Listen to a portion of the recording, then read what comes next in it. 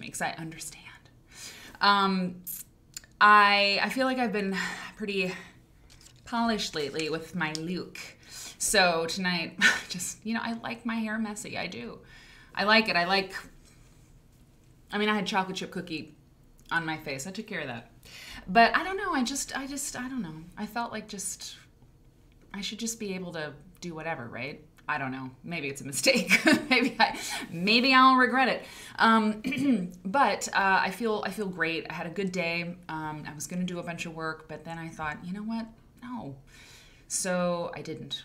And I made pizza crust and pizza sauce so that I can make pizza tomorrow. Pizza's my favorite food. So hey everybody, I'm so glad that you came by. When I really do look washed out. My green screen, I may have to adjust it later. And like, who cares about the technical stuff, right? Except that it may be really weird because this quilt behind me, which is gorgeous, right, is very yellow. You may have noticed. And so there's so much yellow on the screen that it's going to be very confused when that changes. And so, we may have to futz with that a little bit, but that's all right. That's okay. It's Saturday night. Yeah, I have amazing content. Last night I mentioned, so if you've never seen the show before, or you're watching the replay for the first time, you're like, what is this? What does this even mean? Quilt Nerd, what is that? And it's very simple. We are really nerdy about this one thing. And a lot of people are nerdy about like one thing. Some people are nerdy about NASCAR. And they might not say like, I'm a nerd for NASCAR. They'd be like, I'm super into NASCAR. I'm not like, wait a minute. I shouldn't do that. I shouldn't paint a picture. I shouldn't stereotype a NASCAR fan. NASCAR is like the biggest sport in the United States, maybe the world.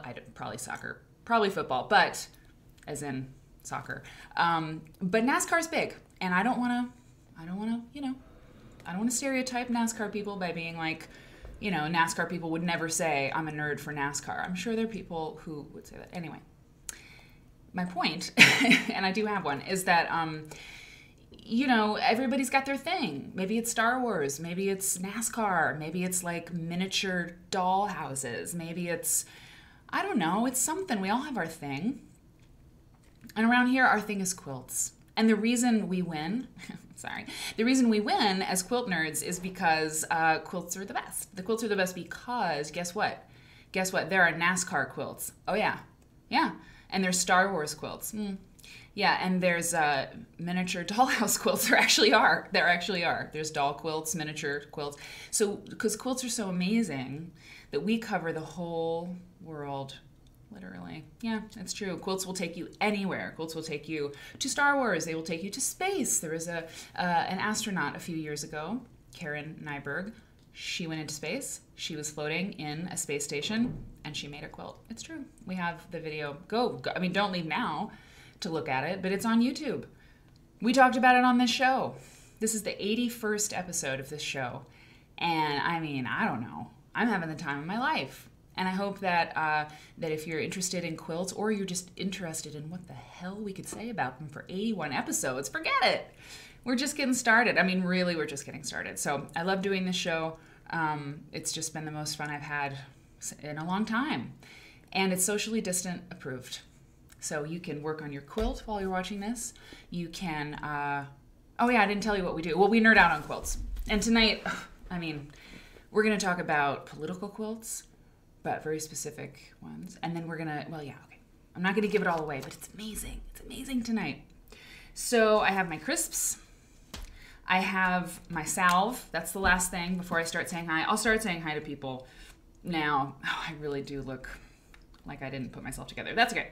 I'll say hi to the YouTube people, Marlene and Dip Fried and Denise and Robin and Laura and Lily Ann. Lily Ann. You've been to more than one NASCAR race, Lily? I love that. I went to one. No, it wasn't NASCAR, but it was a car race. It was exciting, but I have very sensitive ears. I mean, really sensitive.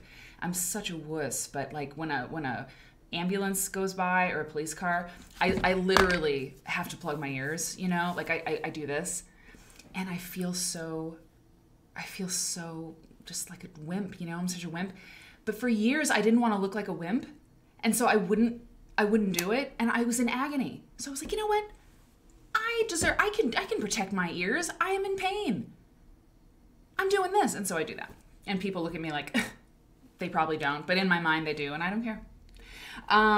Hey, Susan. So, okay, Ivana, I think I saw you in there. I think I saw you. Myra, Holmes, my homie. Kristen, hello. Sue, hello. And So Demented. That's such a great name, So Demented. Carol, hi. You know what? Okay. I need to send an email. I need to write a stern letter to Carol Hempel because I miss her. But I've talked to her. I know she's got stuff going on, but I miss her. Ivy Kadavi, hello, Mother Nature. Cindy and Padma. Yeah, Saturday night, man. Yes, last night was a bonus show. It was a bonus show. I feel like I should put on some lipstick. Fine. Dana, hello. Susan R. Michael, hi. Tomorrow's my Discord catch-up day. I didn't do it today. I just couldn't. Dee Marie, I love this. People swapping tips. It's a tip swap. I'm hot. I'm going to have to open the window because it's just steam. It's just very hot. Old building, radiator heat. My lipstick is melting. Okay. Hey, Val. All right. It's great to see you. Quilting Nancy. And Bip is here. Excellent. Quirk Quilts. Not quirky quilts. Quirk Quilts. I love it.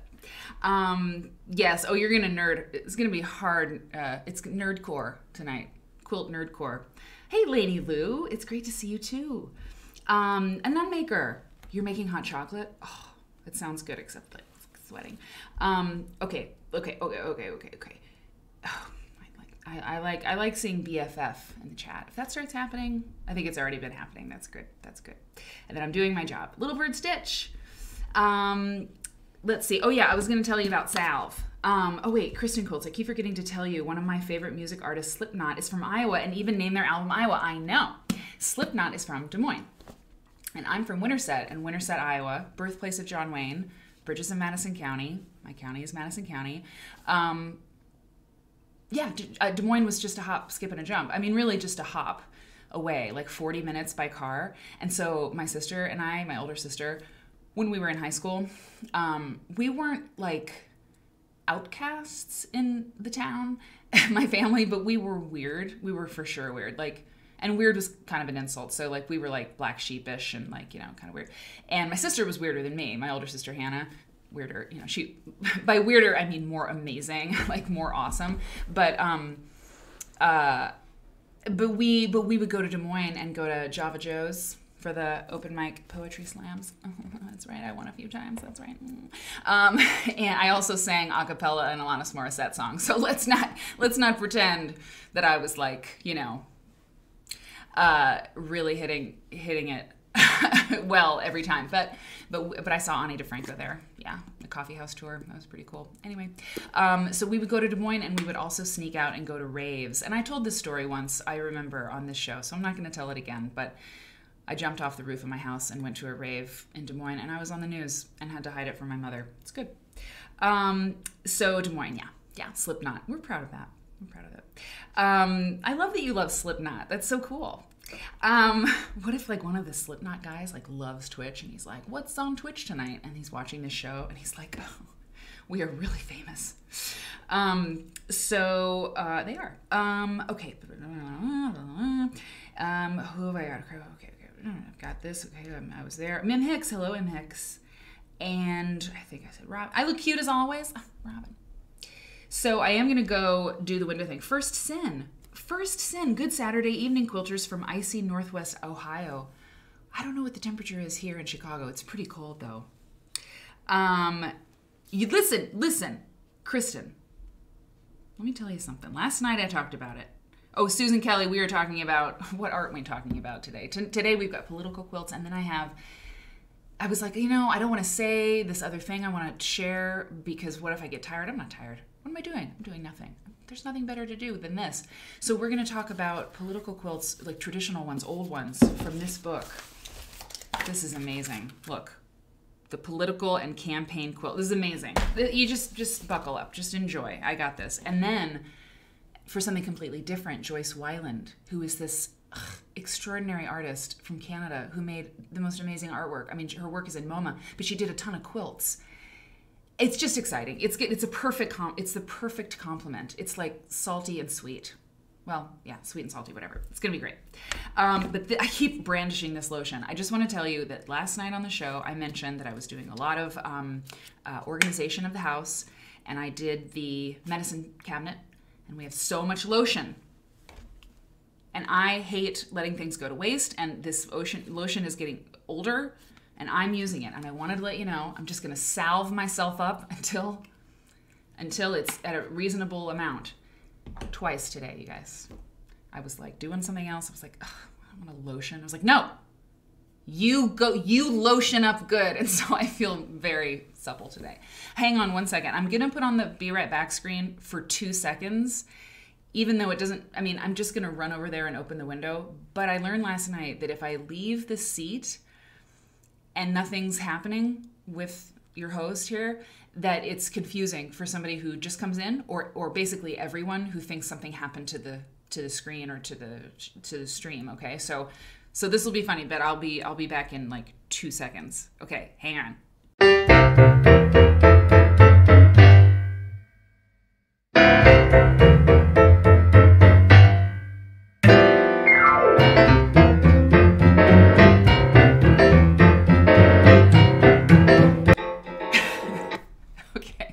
Let me just point out that while I ran, I'm excited. I'm just excited to be here, so I'm feeling bubbly. But while I ran over there to open the window, that music was playing.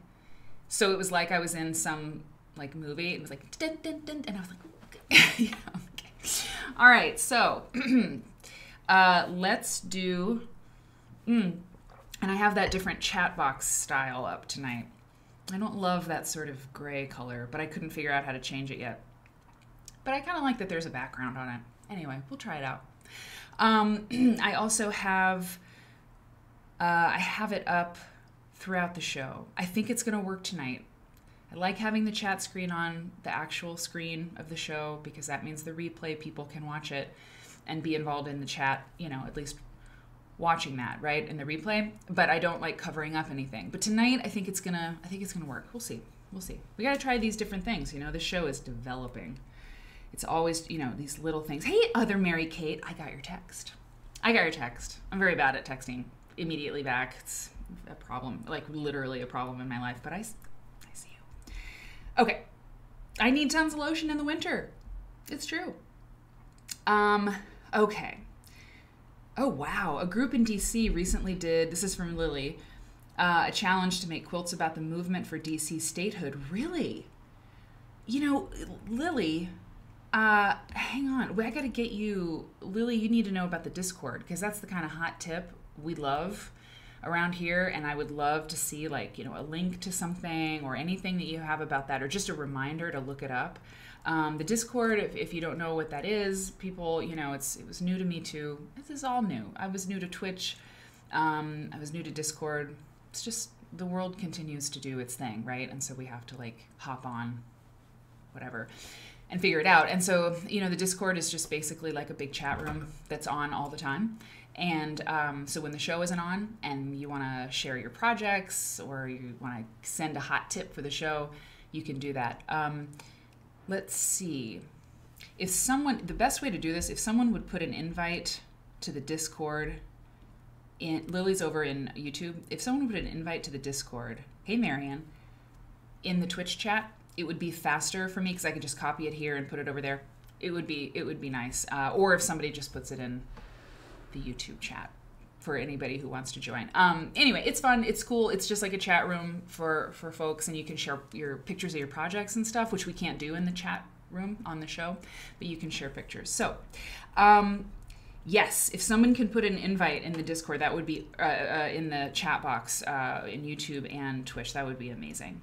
Yeah, it's the Discord. It's its own beast. Oh man. Oh, okay.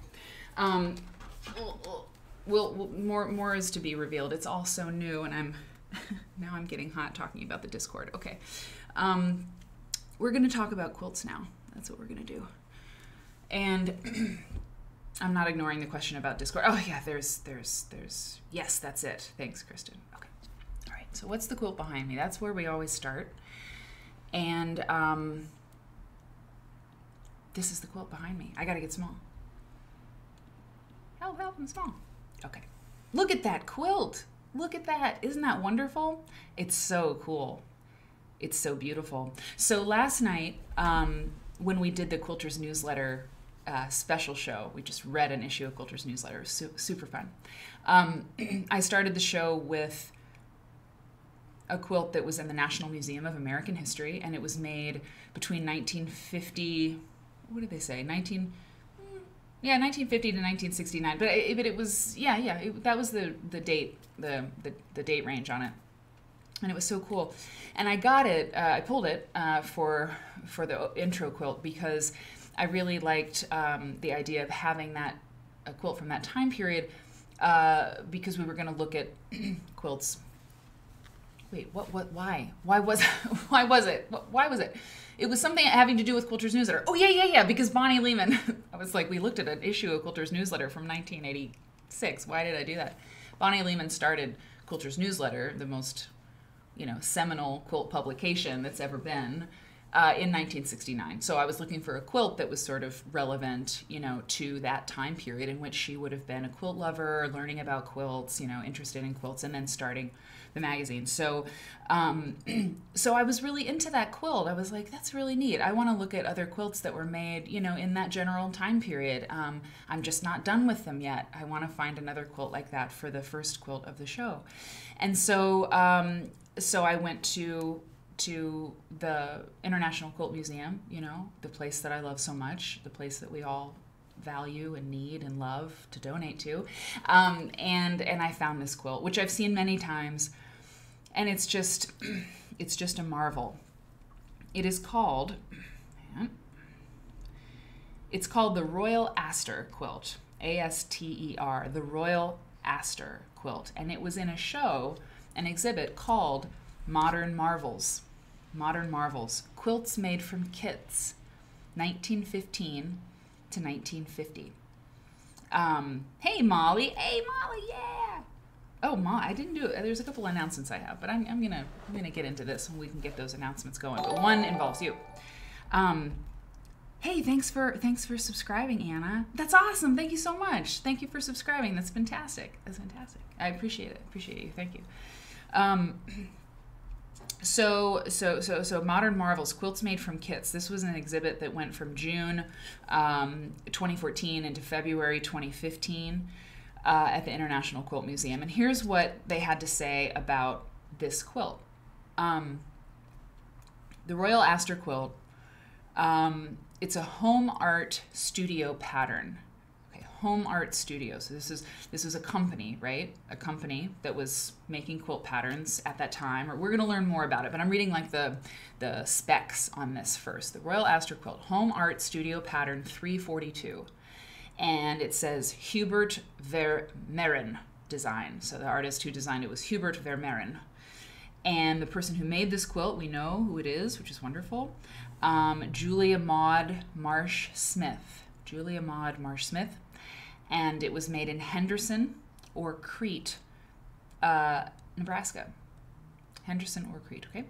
Made around 1935, okay? So it's a little bit earlier, but it was in this show, right? Modern Marvels, okay. 83.5 by 82.5. And here's what they had to say. It looks like a dahlia. Yeah, the happy yellow. And I don't even really love yellow. My best friend Sophie, she loves yellow. And I accept that in her. Here's what the International Quilt Museum says. Although this quilt was almost certainly made from a pattern and not a kit, we included it in Modern Marvels because it shows the great care with which some quilt makers sought to imitate kits by the same designer. In this case, the Hubert Vermeeren designed Royal Astor was offered as pattern number 342 in Vermeeren's Home Art Studio catalog. Interesting. Okay, let's make this even more exciting. Okay, but Nebraskan Julia Smith was clearly familiar with Vermeeren's kits, such as his famous Lone Star, which featured his trademark use of 4 shades of a single color. In this case, yellow. Aha! She followed his color scheme precisely and even used sateen fabrics. Wow, just as in his Lone Star kit. In addition, she chose to follow the border design of the Lone Star kit. Let's see the border here. Oh yeah, wow, look at that, look at that. Look, it's like this ombre effect, right? Oh, it's so cool. She chose to follow the border design of the Lone Star kit rather than the complex one recommended in the Royal Astor pattern. Well, we approve. Many quilt makers of this era combined elements of both kits and patterns into a single quilt, or even added their own embellishments to the original design to make the quilt their own.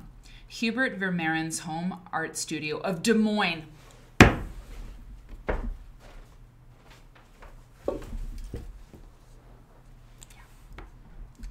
You see what happens with this show? There's something about this show. This show, there's a cosmic rightness about it. What? Look at, isn't that Des Moines?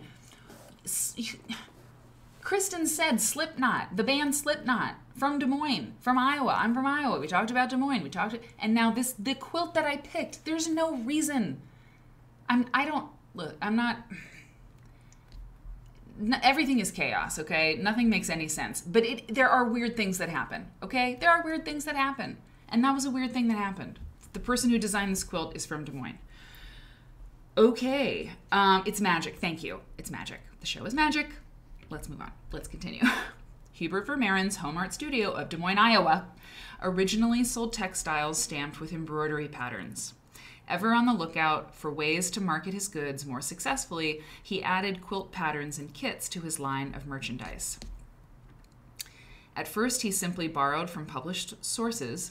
Later, he began designing himself, almost always using large medallion designs pieced from different values of a single color, usually shades of blue, pink, yellow, or orchid. Oh, Padma, you were so good with the soundboard. You're right. We still need the, and you know what? The soundboard stuff is, where's my pencil? Oh my God. The soundboard stuff, hang on. I'm not going anywhere. I'm just getting, look, I'm keeping my hand. Okay, I'm here. The soundboard stuff's relatively easy to do compared to everything else, you know, technically I have to do. So we do need the, we still need a good ooh, ah. I should be, you know, the soundboard stuff I can do easily. I should prioritize it. But we need the graduation song. And we need the spooky, like, dun dun dun dun. You know, like the organ sound. Yeah, because there's spooky stuff that happens on this show. That is really true. Synchronicity, Laura Lee Nash. That's what I'm saying. That's what I'm saying, Russian Cyrillic bot. They know. It's exciting. It really is exciting. And what a wonderful quilt, isn't it? Yeah, it's really cool. Okay. So that's our intro quilt. Now, the next thing is that I wanted to tell you, you know, I've mentioned Nora Ezel a few times when we talked about, what did we talk about when I mentioned her? Remember I showed you that cathedral window quilt? It was another magic moment. It was another magic quilt nerd moment. Nora Ezel, well, this is Nora Ezel, okay? This is Nora Ezel, okay? And she made that cathedral window quilt at the Quilt Museum. And I looked at this picture in the Communion of Spirits, the African-American quilters sort of, not compendium, but close to it. Roland R. Freeman made this amazing book of all of these quilters. Nora Ezel was one of them. And hanging behind her on a fence in this particular photograph was this cathedral window quilt. And I was like, oh, I know that quilt. And indeed, it is owned by the International Quilt Museum, okay? So we talked about all that. Well, I was going through some of my books today because I'm home in Chicago. I'm not in London. I have all my books at my disposal. And so I was organizing some things and looking at some books, which led to the show topic tonight. And look at that. I have a whole book of Nora. There is a whole book of Nora Ezel quilts. It's called My Quilts and Me, and she wrote it. The Diary of an American Quilter. So I mean, honestly, I have so many books. I don't have all the books. So if you ever want to get rid of any books, D. Marie, let me know, because I don't have them all, but I have a lot, and I forgot that I have this and that it exists. It's wonderful. Look at these pictures. I mean, it's written, she wrote it, right? So it's like her memoir. Wow. Oh my. Oh no. Oh wow. Look at this. A tribute to civil writers of Alabama. Interesting, because you know what? Political. We're talking about political quilts tonight.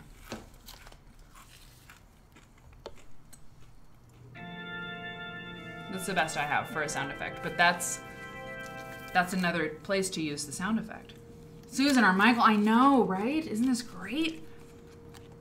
Hey, Sonia. Sonia in YouTube says, I made a Grimlock Transformer quilt for my son for Christmas and his birthday. He's 40. His 40th. I like that. I love that, actually. The nerdery can be represented. It can be represented in quilts of any kind. Look at this. Beautiful. Does it say beautiful Birmingham? Sorry. Yeah, beautiful Birmingham. Sorry. I mean, if I had looked at this more deeply, sorry, we're getting some weird effects here. I would have scanned them, but we'll do a Nora Ezel show, right? So I wanted to tell you, though, that this book exists because you should know. And every time I talk about a book that's no longer in print, it's one more clip to send to eBay and Abe Books to prove to them that they should sponsor the show. They really should. It's the most logical sponsor, a used book online purveyor. Okay. Nora Ezel. Okay. Intro quilt done. All right. So let's do this first thing. Fraz Noel. You're from Iowa too. All right, I'm gonna get small. And let's talk about one of the other books I found today. All right. So one of the kinds of books that I have in the magical book shelf, the book piles that I have really great exhibition catalogs. Again, I don't have them all. I want them all. The library needs them all, right? But I have a lot of them from the past because my mom, either she went to these different exhibits that were happening in the 80s, the 90s, the 2000s, and she got the exhibition catalogs, obviously quilt exhibitions, right? Or a few years ago at the American Quilt Study Group seminar, my mom, I love my mom. You know, we've been through a lot, right? We've been through a lot, but my mom was at the AQSG seminar, and they do an auction every year to raise money. And this woman passed away, and this woman had like all the quilt books, like all of them.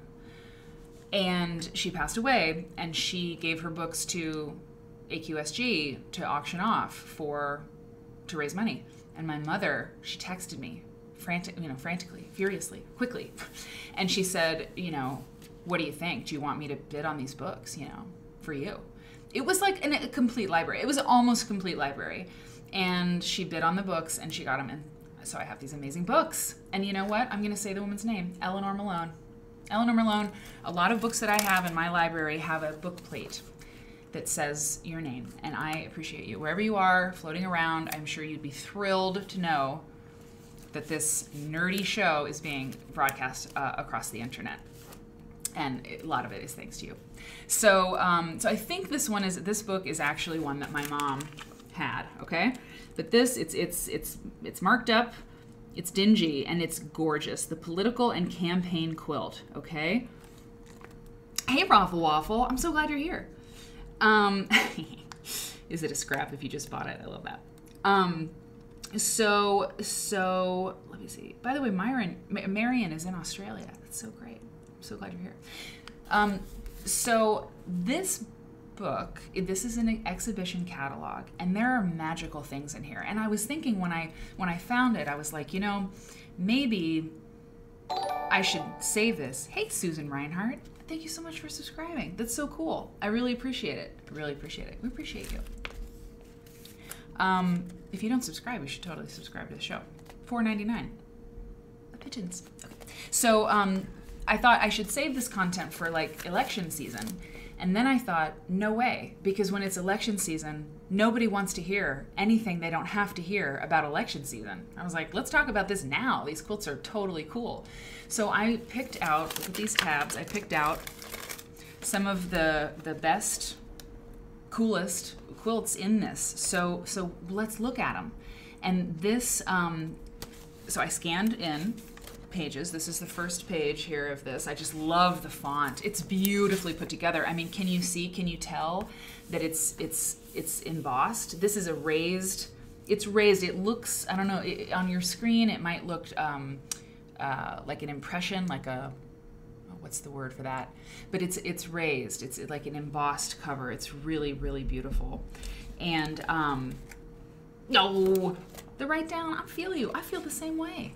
I appreciate you saying that. Okay, so this thing, just that font, it's so good. So this is what this is: the Political and Campaign Quilt, October 1, 1984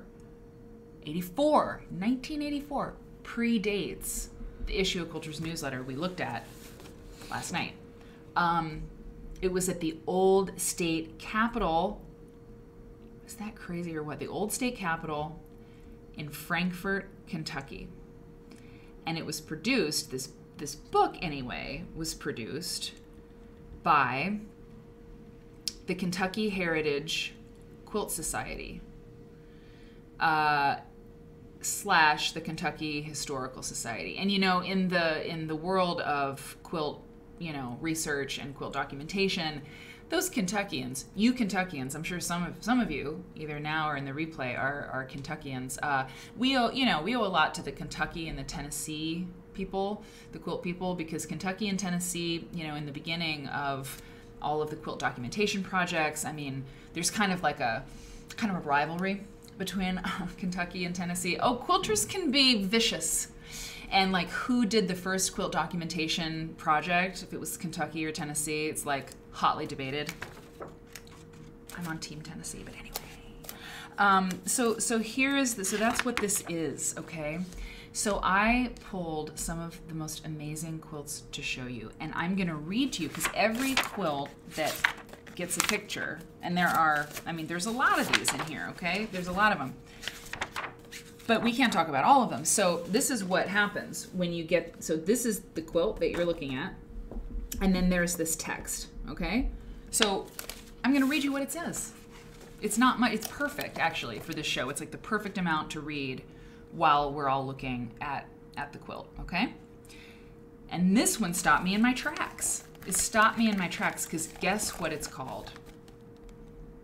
Underground Railroad Quilt. Now, if you know anything about quilts, you know that that's a very controversial kind of phrase, right? We're not going to talk about Underground Railroad quilt code thing tonight. I'm going to keep it pushing.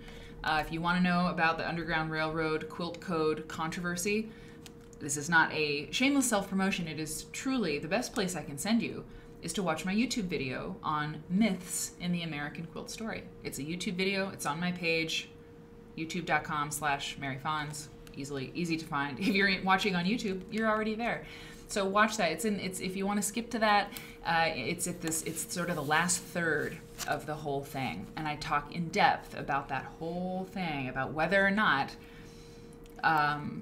people who were escaping slavery used quilts as a secret sort of language. They used quilts as guideposts and markers in order to find their way to freedom. It's a whole thing. It's a whole thing. You've probably heard of that story, and whether or not it's true is hugely. It's crazy. It's a whole thing, as I mentioned. So we're not going to talk about it here because it would be the whole show. And that's not what this is about. This is called Underground Railroad Quilt, made in 1860. Maker unknown, from near Lexington, Kentucky. It's 87 by 72.5. So it's called Underground Railroad. See, that's the thing. The pattern is what they're calling Underground Railroad. It's not like, this is a quilt used on the Underground Railroad. This is something different, which, you know what? I had never heard of. I've never seen this before. I've never seen this before. Hey, thanks, Ivana. Appreciate that. Man. Yeah, that was hard to get right. You know what I'm saying? Okay. So this is what they say. Like other Americans of the antebellum period, Kentuckians were fascinated by tales of the Underground Railroad. According to the legend of that day, and this, thousands of Negro slaves, this is all from this thing here, okay, yearning for freedom, traveled over a well-organized transportation system to the north, or Canada, the promised land of liberty. Eluding the hot pursuit of would-be captors, and fugitives were aided at every, the fugitives were aided at every station by conductors. This could be a disaster. I have not read this ahead of time. We may encounter gross language. I don't know. Maybe I should have screened it. I don't know. It's what it is. I'm reading what happens here. Okay. Many of whom were Quakers. That's a really interesting part of the story here. Okay. Success depended on ingenuity, daring, and secrecy. Although modern scholarship holds that relatively few slaves actually escaped northward to freedom, and those who did often journeyed alone and unassisted, the legend of the Underground Railroad stirred passions north and south prior to the Civil War. The exact provenance of this quilt is lost, as is often the case when a dealer stands between the original owner and the collector. The quilt is understood to have come from a family living near Lexington, which claimed the quilt to be pre-Civil War. The present owner, drawing on her knowledge of textile manufacture, we read about textile manufacture and fabric dating. Hashtag Turkey Red, hashtag Brackman. The present owner, drawing on her knowledge of textile manufacture, believes the fabric substantiates the date attributed to the quilt, which was 1860, pre-Civil War. Or I think the Civil War ended in like 1863. I'm not sure, but yeah, that's about right. The quilt's basic 9-patch pattern is a familiar one, which, depending on the numbers of fabrics used and the color arrangement, has different names attached. In this instance, the overall set is achieved by reversing the use of blue and white in every other block and by giving each block a quarter turn. The quilted fan design, here somewhat elaborate, is often found in Kentucky quilts and in Tennessee quilts. Wait a minute. Hold on. Are you seeing this? I did not. Okay. You know, I have to say it every show because it's important. This isn't a presentation. I find this stuff, I get it all together, I gather it, and we discover together, okay? So I didn't read ahead, and I don't want to because this is so much fun. So the quilt's basic 9-patch. Okay. The overall set here is achieved by reversing the, I better actually zoom out because we need to see, like, what's going on here, right? Okay. The overall set is achieved by reversing the use of blue and white. Oh, wow. In every other block. Oh my God, my brain right now, I cannot. The overall set, let me just get like a row. Can I like get down to a row and not, oh no, I'm gonna mess it up. Okay, all right, I'm just gonna do this. This overall set is achieved by reversing the use of blue and white in every other block, okay, and by giving each block a quarter turn.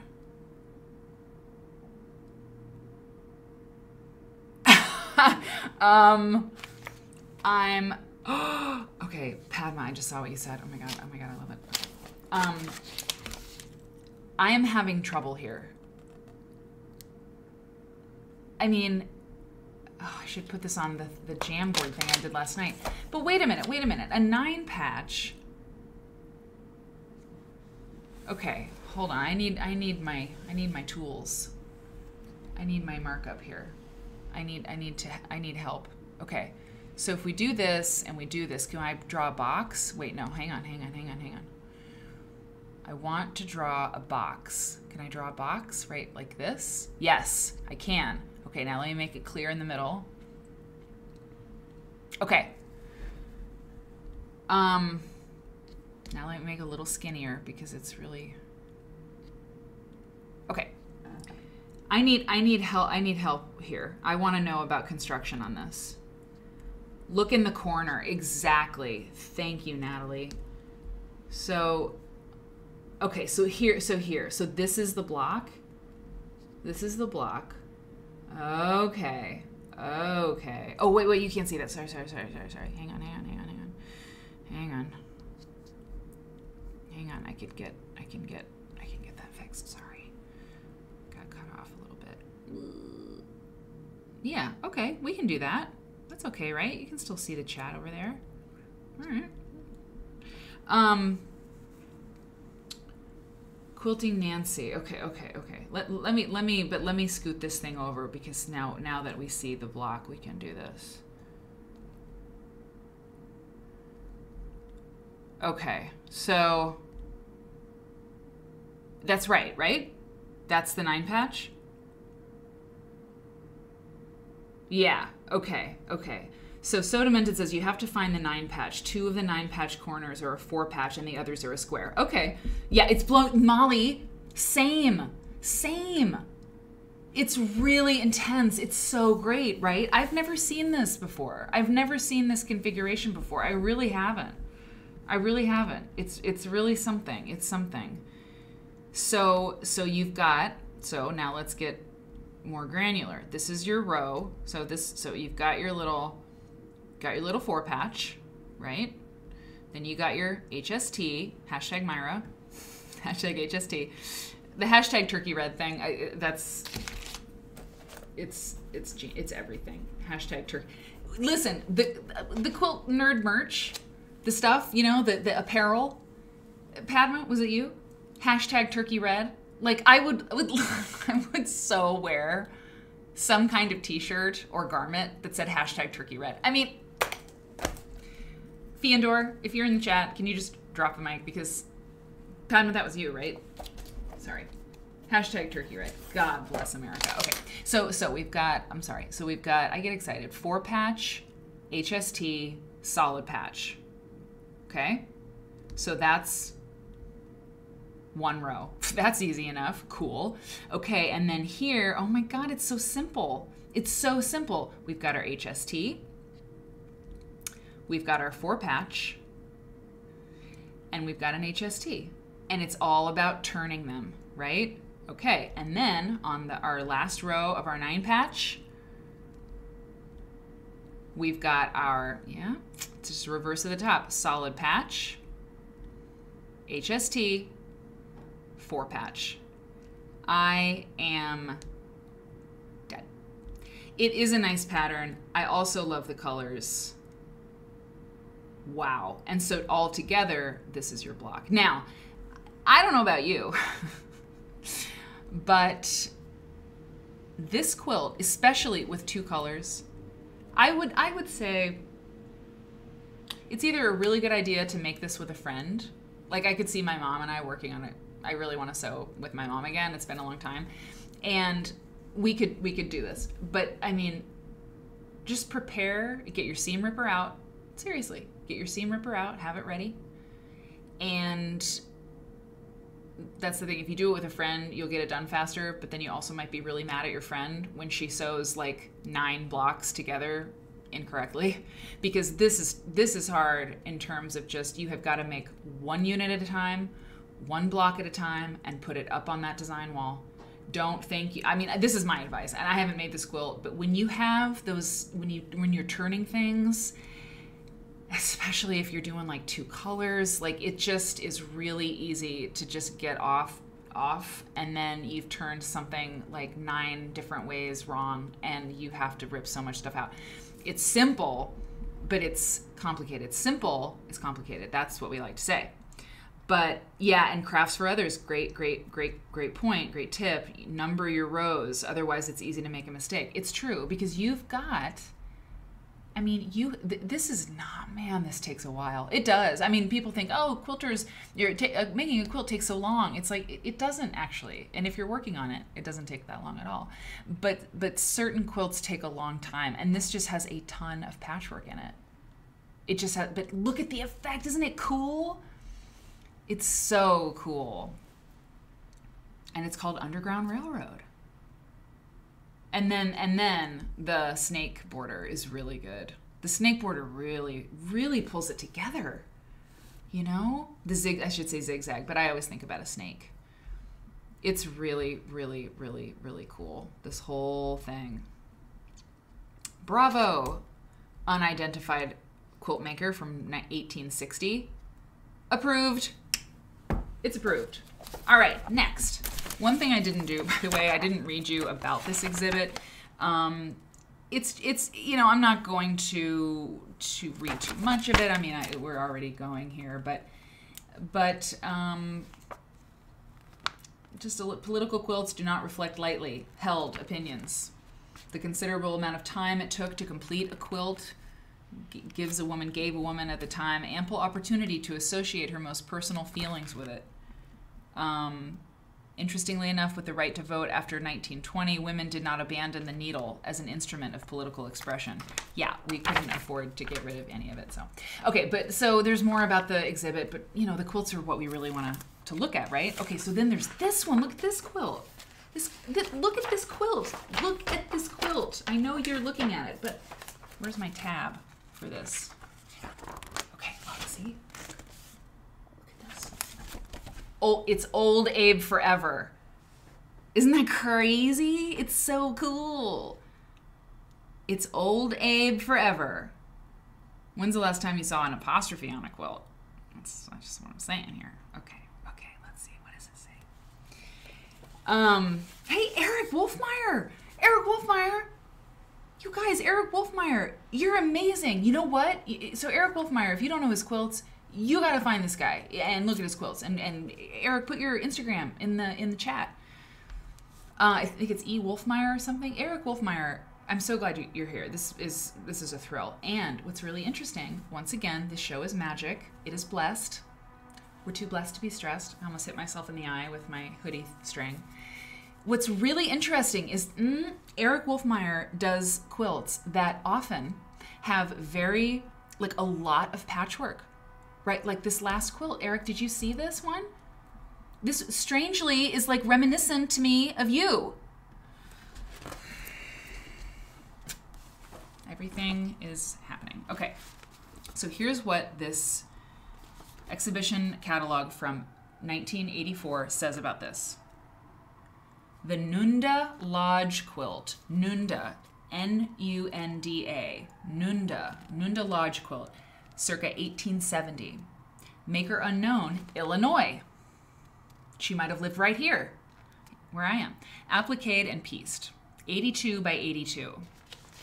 Collection, Chicago Historical Society. Wow. This is a fine example. Let me get up in here. This is a fine example. Sorry. Of, hang on now.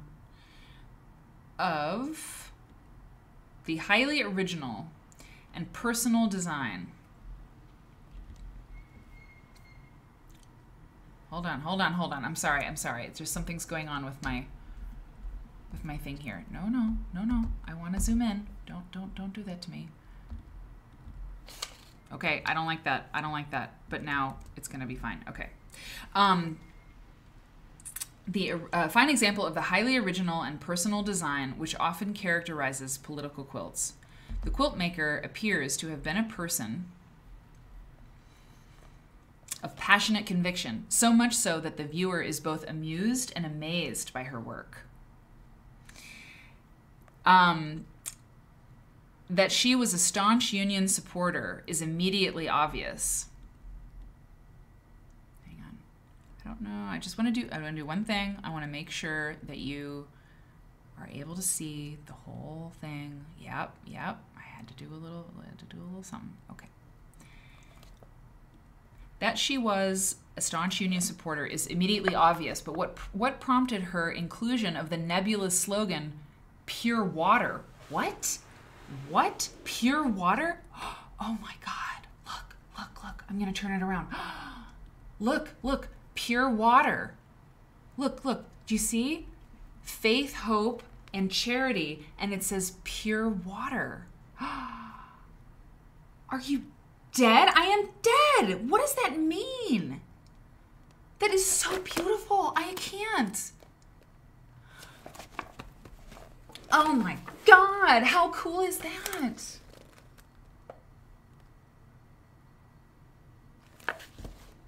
Y'all. Okay.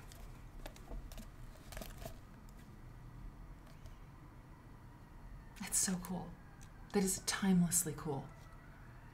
Okay? It's just amazing. Look, peace. I don't want to talk. Peace.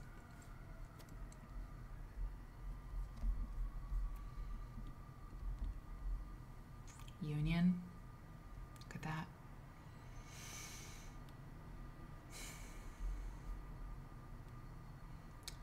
Faith, hope, and charity. Pure water. I'll turn it back around now. Oh, pure water's on the bottom too. I mean, if you had any doubt that we're doing something worthwhile looking at this stuff, like, please. The designer also brought imagination to the careful planning, so evident in this piece. Why, then, was the M of McHenry County allowed to remain upside down? That's right up here. And, I was wondering also, the N in and is backwards. Was this perhaps in deference to the deity, who alone is assumed to create perfection? I asked this thing. Now, there's one more thing about this, and then I want to talk about that N. The quilt is presumed to have been made in the village of Nunda in McHenry County, Illinois, which has since become a part of Crystal Lake. Research has failed to identify what the lodge may have been. So it's exquisite. The pure water thing, I'm just... Somebody, listen, you know what? I need to pay attention to the chat because, yeah, this is... If there ever was, right? A quilt church moment, it's this. I mean, does somebody know what it might be? Teacher Stitch, I'm so glad you're here. I mean, you're right on time. Like, this is hot. Needle turn applique, 1000%.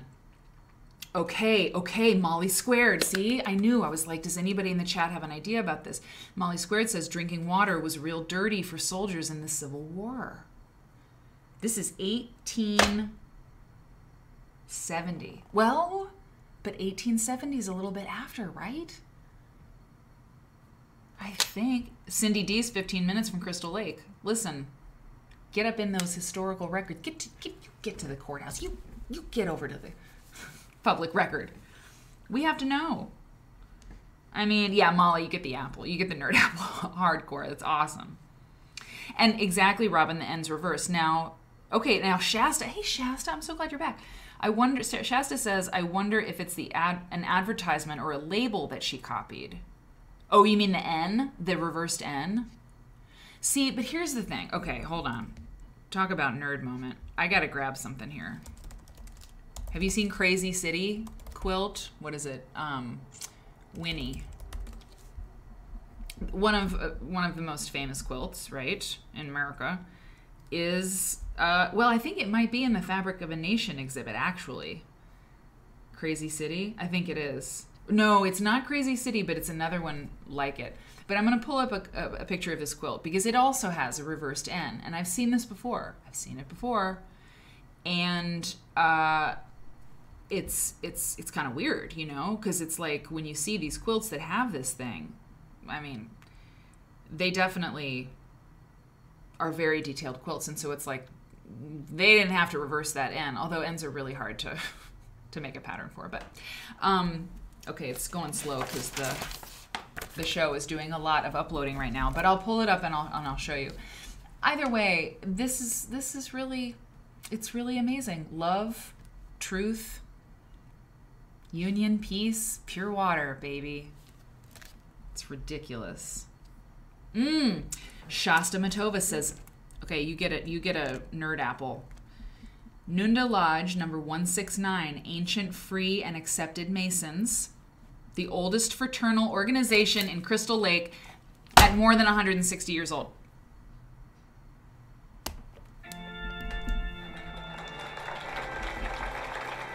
Yep, Molly. Shasta, I gotta say, I love the people in the YouTube land. You're so valuable and precious to me. In the Twitch, we have special emotes, and I just want you to know that in Twitch, you're getting a lot of nerd apples. People are saying good job and like little graduation caps and stuff. I can't make them happen in YouTube, at least not yet. But you should know that you're getting nerd apples because that was a very nerdy, like as in fabulous thing to find out and say. Nerd apple. I'm putting one in there right now for you as well. That's awesome. That makes sense. A lodge, right? It seems a little bit weird that they couldn't dig a little bit deeper. Research has failed to identify what the lodge may have been until Shasta did a quick search, although no internet. No internet in 1984. Much to George Orwell's surprise. Okay. Here's what Molly says. Soldiers during the Civil War were not rationed water and often took to drinking whatever water they could find. Many times the water was contaminated either on purpose by the opposing side, oh my God, or because the latrines were dug too close to streams. Oh my God. We've got it. We've cracked the case, people. We've cracked the case. Now, so we're going to move on, but I want to when that quilt gets loaded up, the Crazy City one, we'll check it out. This quilt is ridiculous. It's ridiculous. It's too beautiful. It doesn't make sense. Okay, but look at this one. Okay, this one was the one that actually, when I was just cursorily flipping through things today, I saw this and I was like, well, that's the intro quilt tonight. What the hell is this, right? And then I was looking at the other quilts in this book and I was like, well, we're doing this tonight. Okay, look at this. What is this? What even is this gorgeous piece of work? Look at what is happening here. You know? Oh my God. I mean, I talk all the time about, like, you know, quilts aren't just pretty blankets, you know, they're all this, their history, obviously their history, we're like nerding out on history right now, right? And this political and campaign quilts from like the 19th century. But they're also just pretty. This is totally pretty. It's so pretty. I mean, to me, this looks like,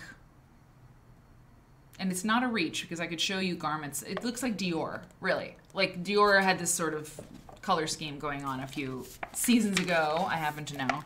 And it's just so lush. It's like very lush. This magenta is, I'm living for it. Okay, here's what this is.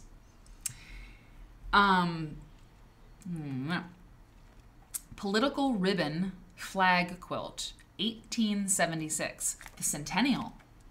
Made by Margaret H. Frenz, New Albany, Indiana. Pieced, appliqued, embroidered and tied, silk and velvet. What did I say about Dior? Hashtag Dior. 72 by 68 inches. It's in the Indiana State Museum in Indianapolis. The donors of this quilt, Mr. and Mrs. Leonard G. Balance of Toledo, Ohio, we talked about Ohio, hashtag gift, supplied the details of its history. They relate that Maggie Frenz, whose mother, so her last name Frentz, Maggie Frenz, whose mother Elizabeth was a Louisvillian, made the quilt in 1876 at the age of 13.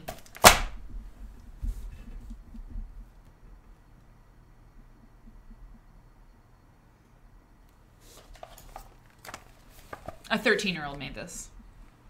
Just leaving that right there.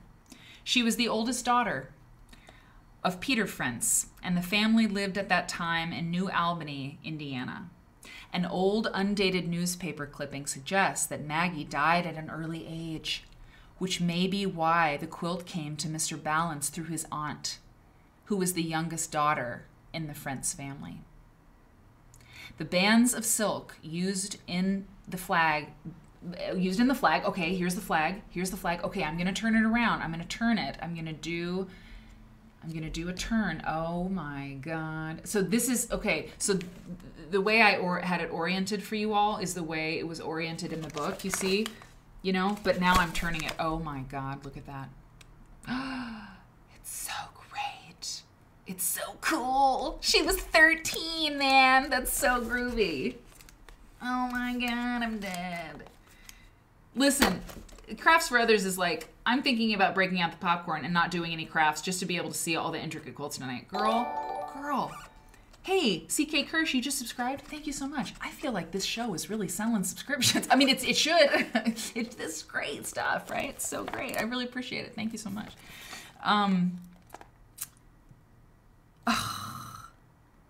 The bands of silk used in the flag bear the names and pictures of all the 1860 presidential contenders.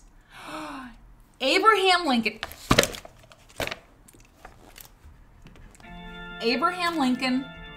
Stephen A. Douglas, John C. Breckinridge, and John Bell. And here, look. Here we are. Oh, I see old Abe. Hang on. Dirt. Look. Wait, where did I see him? I saw him. Isn't this him? Isn't this him right here? Well, they all look alike. they're all like white dudes with like mutton chop sideburns, so who knows? But he kind of looks like him. The bands of silk used in the flag bear the names and pictures. Okay, I read that. As well as 2 vice presidential candidates, Hannibal Hamlin, badass name, and Edward Everett. Okay. Frank Pierce and W.R. King, as well as that. Other names and faces which appear, are those of Frank Pierce and W.R. King, as well as that of a county clerk aspirant, C.H. Stratton. I think she was 13. I was going to make some comment about crushing on somebody, but that's a little inappropriate. The fabrics are associated with colorful episodes from the pages of history.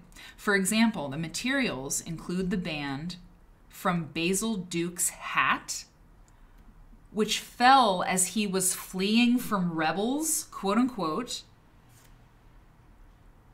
and later captured and taken prisoner. Let me start that sentence again, because the fabrics are associated with colorful episodes from the pages of history. For example, the materials of this quilt include the band from Basil Duke's hat, which fell as he was, quote, fleeing from rebels, unquote, and, quote, later captured and taken prisoner, unquote. Can someone please, Molly, Shasta, who is Basil Duke, please? And also in this quilt is a part of a dress which belonged to Mrs. Charles S. Curl, who with her soldier husband was, quote, killed by the Indians, unquote, on the pair's return to Fort Bayard, New Mexico from Old Mexico. To New Mexico from Old Mexico. It's crazy. And lastly, there are more than 1,500 pieces of silk and velvet in the Yankee puzzle design used as a background for the flag. Okay, let's turn this flag like that again. Are you kidding me? This is so cool. It's velvet. She was 13. Are you? And she died. The backing of a brown linen is secured to the top with ties at the corner of the pieced blocks. Oh, so it's tied at the corner of the pieced blocks. So like every QST, every quarter square triangle here has a tie? I don't know, but it's magnificent. This is in Indiana. It's at the Indiana State Museum. This is ridiculous. I'm scandalized with how amazing this quilt is. How did she get that material? Exactly. Oh my God, Quilting Nancy coming in with the Quilt Nerd baby emote. Quilt baby, thank you. It's perfect. Look. We have a little emote here. It's a floating baby on a quilt. It's a whole thing. It's like it's like Quilt Nerd lore at this point, how that emote got there, but it's perfect for this moment because it just doesn't make any sense. So Hani B, hey Sohani, in YouTube land, was this for a contest? It would take a lot of motivation. That is, you've said it well. Yeah, exactly. A contest, perhaps? Yeah, perhaps. Look at these stars. Look at the, I mean, they're just fabulous. And Shasta says, and who knows? I'm not trying to pit Molly and Shasta against each other here, but you're in two different platforms. Shasta says, Basil Duke, Confederate general officer in the Civil War, second in command for his brother-in-law, John Hunt Morgan. So somehow this chick, Margaret H. Frentz in New Albany, Indiana, had the hat band from Basil Duke's hat. I don't know. It sounds a little sus to me, but we're going to go with it. I mean, I don't even know. I don't even know. So, okay. Let's just bring it in here. Let's bring it in. Let's bring it in. Come on now. Don't do that to me here. Okay, I'm gonna move on. I mean, I don't know. I'm gonna move on. Yeah, I have to move on. I have to move on. We have to move on. I don't even know what else to say. What else can we say? We can say very little. We just have to move on to the next quilt. Now, the bummer of this book is that not everything is in color. And that's okay because it's very expensive to produce something like this. And so in 1980, when this political and campaign quilt exhibition was put on in Kentucky in 1984, they only had so much money. And what they did, this book is amazing. I mean, they did a great job, but not every quilt is in color. But I had to include several that aren't in color because they're great. And you know what? It's hard to follow Ms. Maggie's confection. That yes, there were presidents in the star section of the flag. Sorry, I hope I didn't move on too quickly. Yeah, she couldn't even vote. Fraz Noel. Listen, you know what? Fraz Noel said a 13-year-old was so interested in politics she couldn't even vote. She couldn't have voted even if she could have voted, right? She was a girl. Oh, man. Interesting. Exactly. We know more about this quilt and this story than, that's okay. So this is called Centennial Quilt. I know it doesn't look like a crazy, exciting follow-up to the last one, but listen to this. Circa 1876, maker unknown, pieced, cotton, 80 by 79 inches. Collection of Hazel Carter, much respect. Great quilt historian, one of the greatest. The Centennial of the United States, coming 11 years after the end of the Civil War. I didn't really think about that. Okay. The Centennial of the United States came just 11 years after the end of the Civil War. It gave Americans the opportunity to put sectional differences behind them for a period of unabashed patriotism and national celebration. As during the war, fabric houses were quick to produce special fabrics for the occasion. Nothing changes, you know? People are producing, special fabrics for the season. It's all the same. Utilizing these available fabrics, this quilt seems clearly constructed to memorialize the centennial. It's striped commemorative fabric, okay, in brown with mustard and red touches, so that's the sashing, right? This striped fabric. Uses a variation of the flag and shield with peace, P-E-A-C-E, peace, at the top to form one stripe. The other repeats 4 bars of Hail to Columbia. So what you're saying is we can't see it, and listen, I can't see it either in the original, but what they're saying is the striped commemorative fabric in brown and mustard and red touches uses a variation of the flag and shield with peace at the top to form one stripe, and the other repeats 4 bars of Hail to Columbia, which is like, was that the national anthem at the time or something? This quilt presents solutions to construction problems of interest to the quilt maker. Tell us more. Lacking enough of any except the commemorative material to use throughout the top, this quilt maker carefully selected prints of similar rose tint, I wish we could see it in color, to maintain the aesthetic integrity of the work. In contrast to the piecing skill found here, the quilting is uneven, and the quilting design, although ingenious in itself, is rather haphazardly laid down. Well, all right. I mean, now that I'm reading this, the black and white picture is like, it's tough. It's tough. It's tough. But it's interesting, right? That there was Centennial fabric that had the word peace in it. And I mean, could we get some of that fabric up in here now? Would that be okay? Could we do that? Could we have some union fabric? I'm serious. Because some of these quilts, I mean, I got more for you. Look at these tabs. I got lots of tabs. I mean, there was a lot of this like union, like we made it through the war. We are one nation. Like, let's get it together and join hands and move on. And we could use a little bit of that, you know, mood, don't you think? Somebody please make like union peace pure water fabric. That'd be great. That'd be great. That'd be great. Haphazard genius. Exactly. Yes, the words are in the stripes. Hey, yeah, first sent. Yes, the words are in the stripes of the sashing.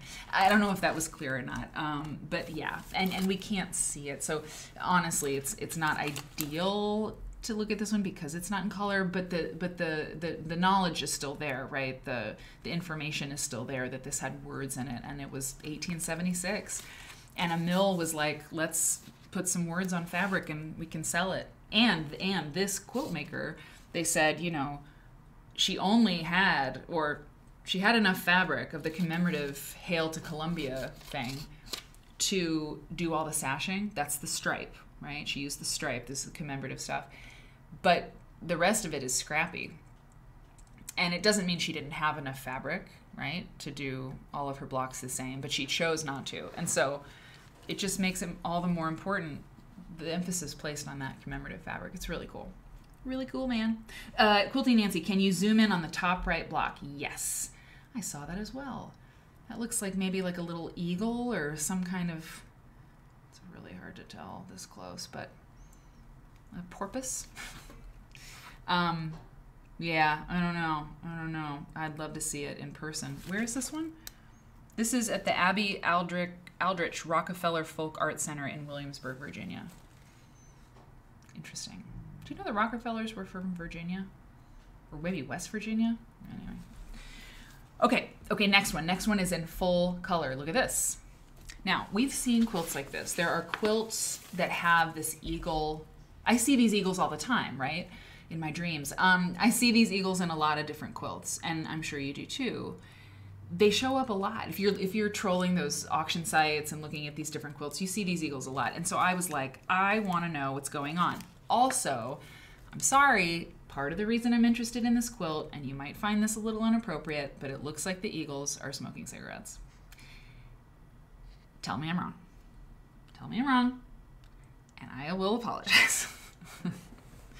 They have cherry branches. They're cherry branches, okay? I have proof that they're cherry branches, but I think they look like cigarettes, and I think that's amazing. Okay, sorry. Eagles and Cherry Branches quilt, last quarter of the 19th century. Hey, City Mac. Thanks for stopping by. I'm so glad that you're here. It's always good to see your name in the chat. So even if you have to say hi and then take off, that's great. Okay. Rockefellers were West Virginia, exactly. Interesting, Sohani. I see your comment. Interesting. I'll check it out. Emily Baudet can go just do something else. I don't like her. Okay. Maker unknown, applique and pieced quilt. Okay. Cotton 80 by 80 inches. This is also the Rockefeller collection, Folk Art Center. The highly abstracted birds placed in the quadrants of this pieced and appliqued quilt have their wings spread in a manner most reminiscent of eagles. Yet their fanned tails recall peacocks, and they have roosters' combs. Oh, yeah, interesting. Producing a delightfully naive and decorative hybrid. Well, I mean, maybe she knew quite well what she was doing. And she was like,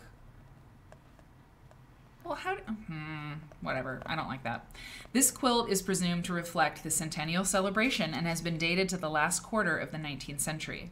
The use of the eagle in quilts, however, has also been identified with support for the Union cause during the Civil War. Plain colored fabrics. Ivy Kadiva, are you taking off? Good night. Identified with support for the Union cause during the Civil War. Plain colored fabric holds no conclusive intrinsic clues to the date, for the most part. Really? And the provenance of the piece is gone. The quilt must be taken for what it is, a strong patriotic statement whose motif derives from the popular use of the bird chosen for the Great Seal of the United States. See, I didn't know that. I mean, I didn't put that together. Of course, it's like this, it's the eagle, right? It's like, but it's the Great Seal. It's the eagle from the Great Seal who is smoking a cigarette. That's the Great Seal. It's the better seal. So Demented says, Hail Columbia is a patriotic song and ceremonial entrance for the vice president? Really? Originally considered one of the unofficial national anthems until 1931 when the Star-Spangled Banner was adopted.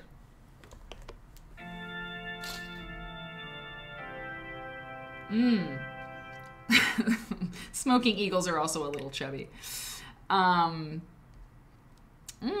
see you, Nissy. Welcome to Quilt Nerd. You're in for it. I mean, we've got smoking eagles.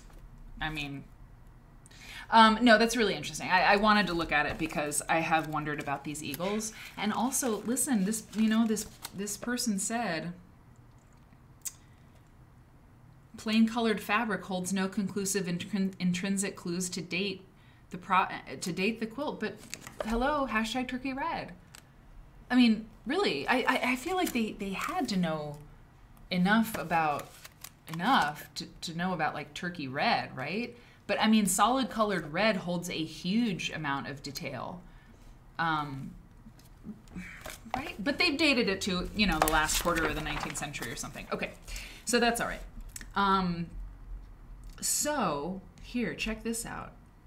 All the fabrication dates are super interesting to write down because you're doing a pictorial quilt. Okay, are you ready for this? What did my wandering eyes, to what did they appear? Look at this. Oh, we know this quilt. Yes, we do. We know this quilt well because this quilt is the Garfield and Arthur quilt. And you all remember this quilt, and guess what? Yes, it's in black and white. And that would be a tragedy, except, oh yeah, oh yes. Oh, I'm really off my thing here. We happen to have a full color picture of this quilt. I'll come right back to this flat shot after I remind you that I saw this quilt by mistake. I was blonde long ago, and it wasn't that long ago. And I saw it totally by chance when I was in the Art Institute collections textile department. Anyway, I walked along. If you didn't hear that story, I was walking. I was in grad school. I was in a textile history class, whatever. We're in the Art Institute, the bowels of the Art Institute. I turn a corner, and there it is. There it is. And I started crying, and everybody was in my class, my seminar, was like, "Are you okay?" And I was like, and my little fairy godmother came and was like, "One day you'll do a show called Quilt Nerd, and this will be the perfect story to tell. Just enjoy the moment, But it's true. And so it's amazing. This quilt is super, super famous, and it's in this. It's in this. So now I'm going to read it to you, okay? Damn. Yeah, not on display, huh, Molly? Well, anyway, okay. Garfield Arthur quilt. Let me just read this because we know about this quilt, but not everybody does. But what's coming next? forget it. You won't. You'll gasp. Okay, so this is what it says about this. This highly original. Sorry, 1880 is the year on this. Garfield Arthur quilt, maker unknown, Pennsylvania, 85 by 85. And when we're talking about, you know, construction and pattern, that Underground Railroad quilt, that was so cool. But this, I mean, once again, you know, we're looking at it, we can appreciate how incredible it is. It's so awesome. It's so unusual. The way, the contrast, the way that she did this, it's iconic. I'm dead. And this is a campaign banner, which is what they're going to talk about, right, in this museum copy. But the overall effect of this quilt, just this way, the way it's got this way about it, and it's because of this, and it's they're like Thousand Pyramid triangles, but they're even steeper of an incline. Oh, hey, Myra, thanks for cheering. Thank you so much for cheering, whatever it means. I appreciate that. 60-degree pyramids are the angle of triangle. That's the measurement, the degree of triangle that you use typically in a Thousand Pyramid quilt, which is all triangles, right? But this is like, these triangles are tall and skinny. And I just think it was probably a lot. I mean, look how like narrow those points are. Anyway, this quilt rules. So this was in Shelley Ziegert's collection, the Kentuckian famous collector and writer Shelley Ziegert, but it's now at the Art Institute, as we can see. Hello. Aren't you glad I have the color picture? It's gross. Okay. This highly original pieced quilt was constructed by a quilt maker of great skill. The design reflects a grasp of geometry, whether conscious or intuitive. What? Okay. I hate that. This is the whole thing with, she just didn't know how good she was. Like, bitch, maybe she did, okay? Sorry, I'm sorry, but I hate that. I really hate that. The design reflects a grasp of geometry, whether conscious or intuitive. Did she not go to school? Oh! Oh! It's like, it's so much worse than These Aren't Your Grandmother's Quilts, is when they're like, she just had no idea how good she was. That whole thing drives me insane. So insulting. Anyway, the 20-inch bandana, okay, this is important, used as the central medallion, was made for the Republican presidential campaign of 1880, in which standard bearers James A. Garfield of Ohio and Chester A. Arthur of New York were victorious. It carries the phrase, "The Union and the Constitution forever," in the eagle's beaks. That's cool. The remainder of the quilt is an overall design composed of 16 triangular sections, alternately dark and light, each of which is composed of 25 smaller triangles. I'm glad that they counted them. You know, that's interesting stuff. If you're a quilt nerd, which you are, if you're watching. Scrutiny reveals that, with one exception, all the fabrics used in the dark sections have been identically positioned. Really? Did she do that intuitively? Or was it intentional? Really? With one exception, all the fabrics used in the dark sections have been identically positioned. Did you notice that? See, while I'm reading, you know, I missed some stuff in the chat, but did you see that? Yes, you should make a version of this. Yes. Yes. Yep. Karen Brown. Listen, I love Karen Brown. I'll photocopy anything she wants. I'll scan anything she wants. I'll send it to... Yeah, thank you. Bees in the chat. The bees in the bonnet. Oh, I'm so mad. Anyway. That's really interesting. The other Mary Kate says, didn't you know our lady brains don't math on their own? It's true. We must be just savants if we can figure out geometry. Because we just don't. We just need help. But that's really interesting, y'all. I didn't notice that at all. I can zoom in.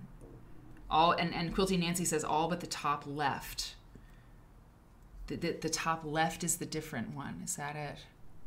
The top left. Top left.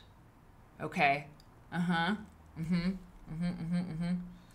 It's just fantastic. It's so great. Okay, so one more paragraph about this, and then. So scrutiny, okay. The same control was exercised in the light triangles. More than one of the prints in the quilt appear in a variety of colors. Oh, cool. The border of the bright red with black figured leaves, flowers, and birds is similar to other fabrics within the quilt. And, dun dun dun,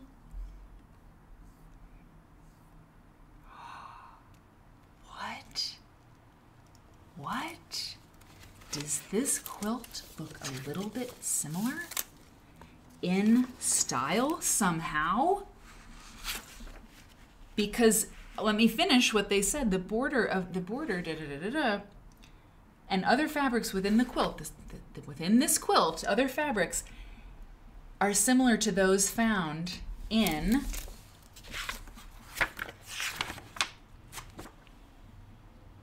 the Grover Cleveland quilt. This. Look at this. This might have been made by the same person. That's what they're saying. That's what they're saying. And can you not see that? Can you see it? Look. Boom. Boom. Oh, the scan of this is much better. I mean, look at that. Look at, And look, I'm just going to go ahead and tell you, there's another one.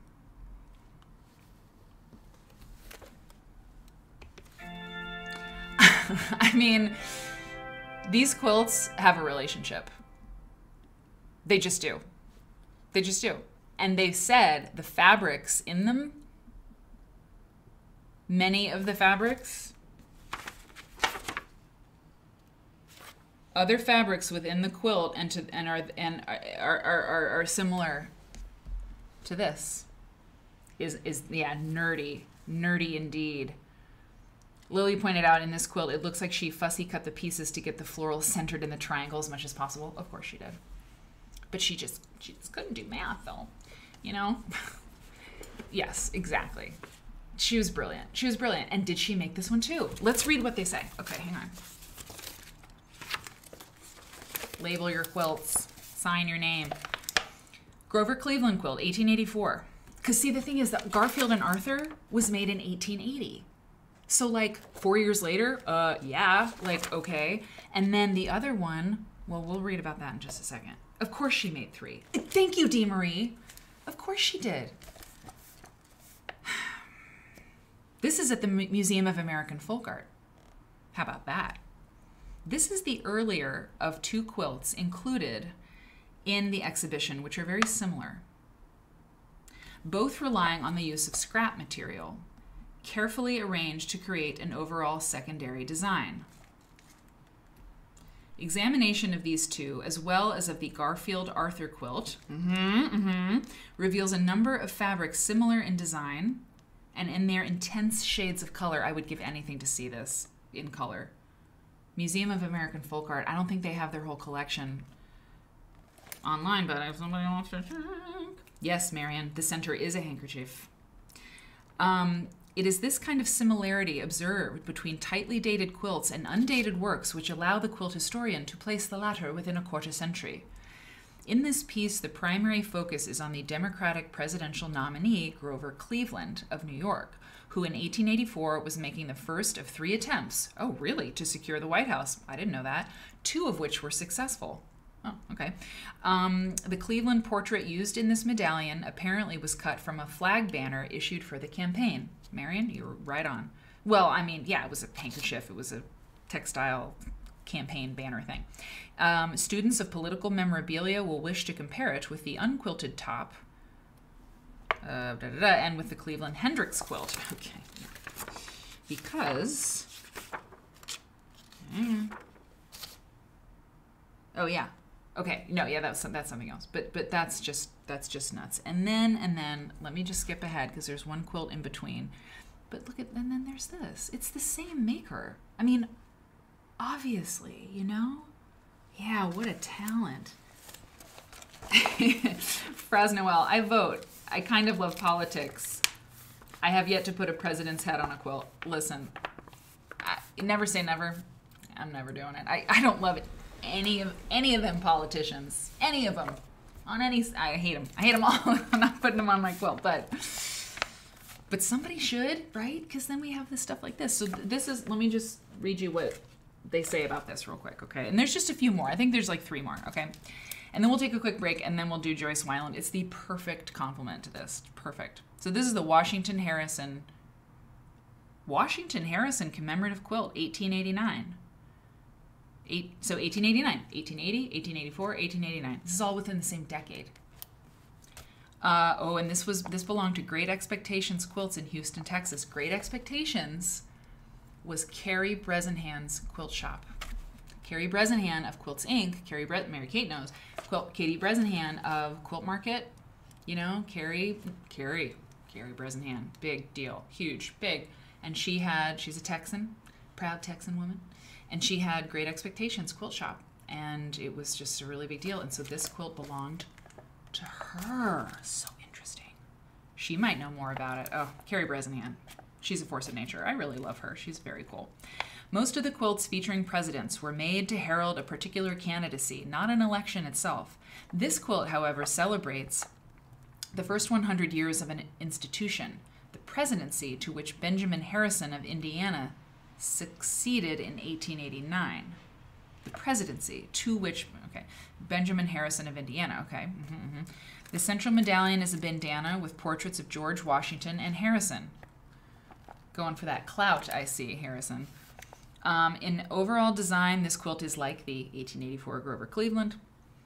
Of greater interest are the fabrics in the pieced background, which are similar to those in the Garfield Arthur quilt of 1880, as well as to those in the 1884 Grover Cleveland quilt. Particular note should be made of the red, blue, and green fabrics, which used vines, leaves, and birds in a black and white print. In addition, there are a number of novelty prints of animals, birds, people, toys, and tools. I love that. Such fabric designs began to appear in the third quarter of the 19th century, and as the century drew to its close, the decorative motifs became larger and less numerous. I love how Harrison in 1889 is like, can I get some fabric with me and George Washington on it? Like, it's smart. It's smart. Proximity, you know? It's like who you know, Harrison. It worked for him. Teddy Roosevelt had political bandanas, says Holmes. I guess it's essentially a handkerchief. They're pretty cool. I just bought a reproduction one for my husband. That's cool. I mean, do people have, I guess, I don't know, political stuff now is like merch, like socks and pins and trucker caps or whatever, whoever wants the things, they make the stuff, but I don't know, bandanas, maybe. Okay, so now, oh yeah, okay, so I'm gonna show you, there's this one, but that, Okay, so let me show you the one I'm not gonna show you, because in the next show on Tuesday night, 7 p.m., every Tuesday night, we do this show, and this quilt is in this book. I'm not going to talk about this quilt tonight because this quilt is so special. This quilt is so cool and so amazing. It's going to get its own segment, okay?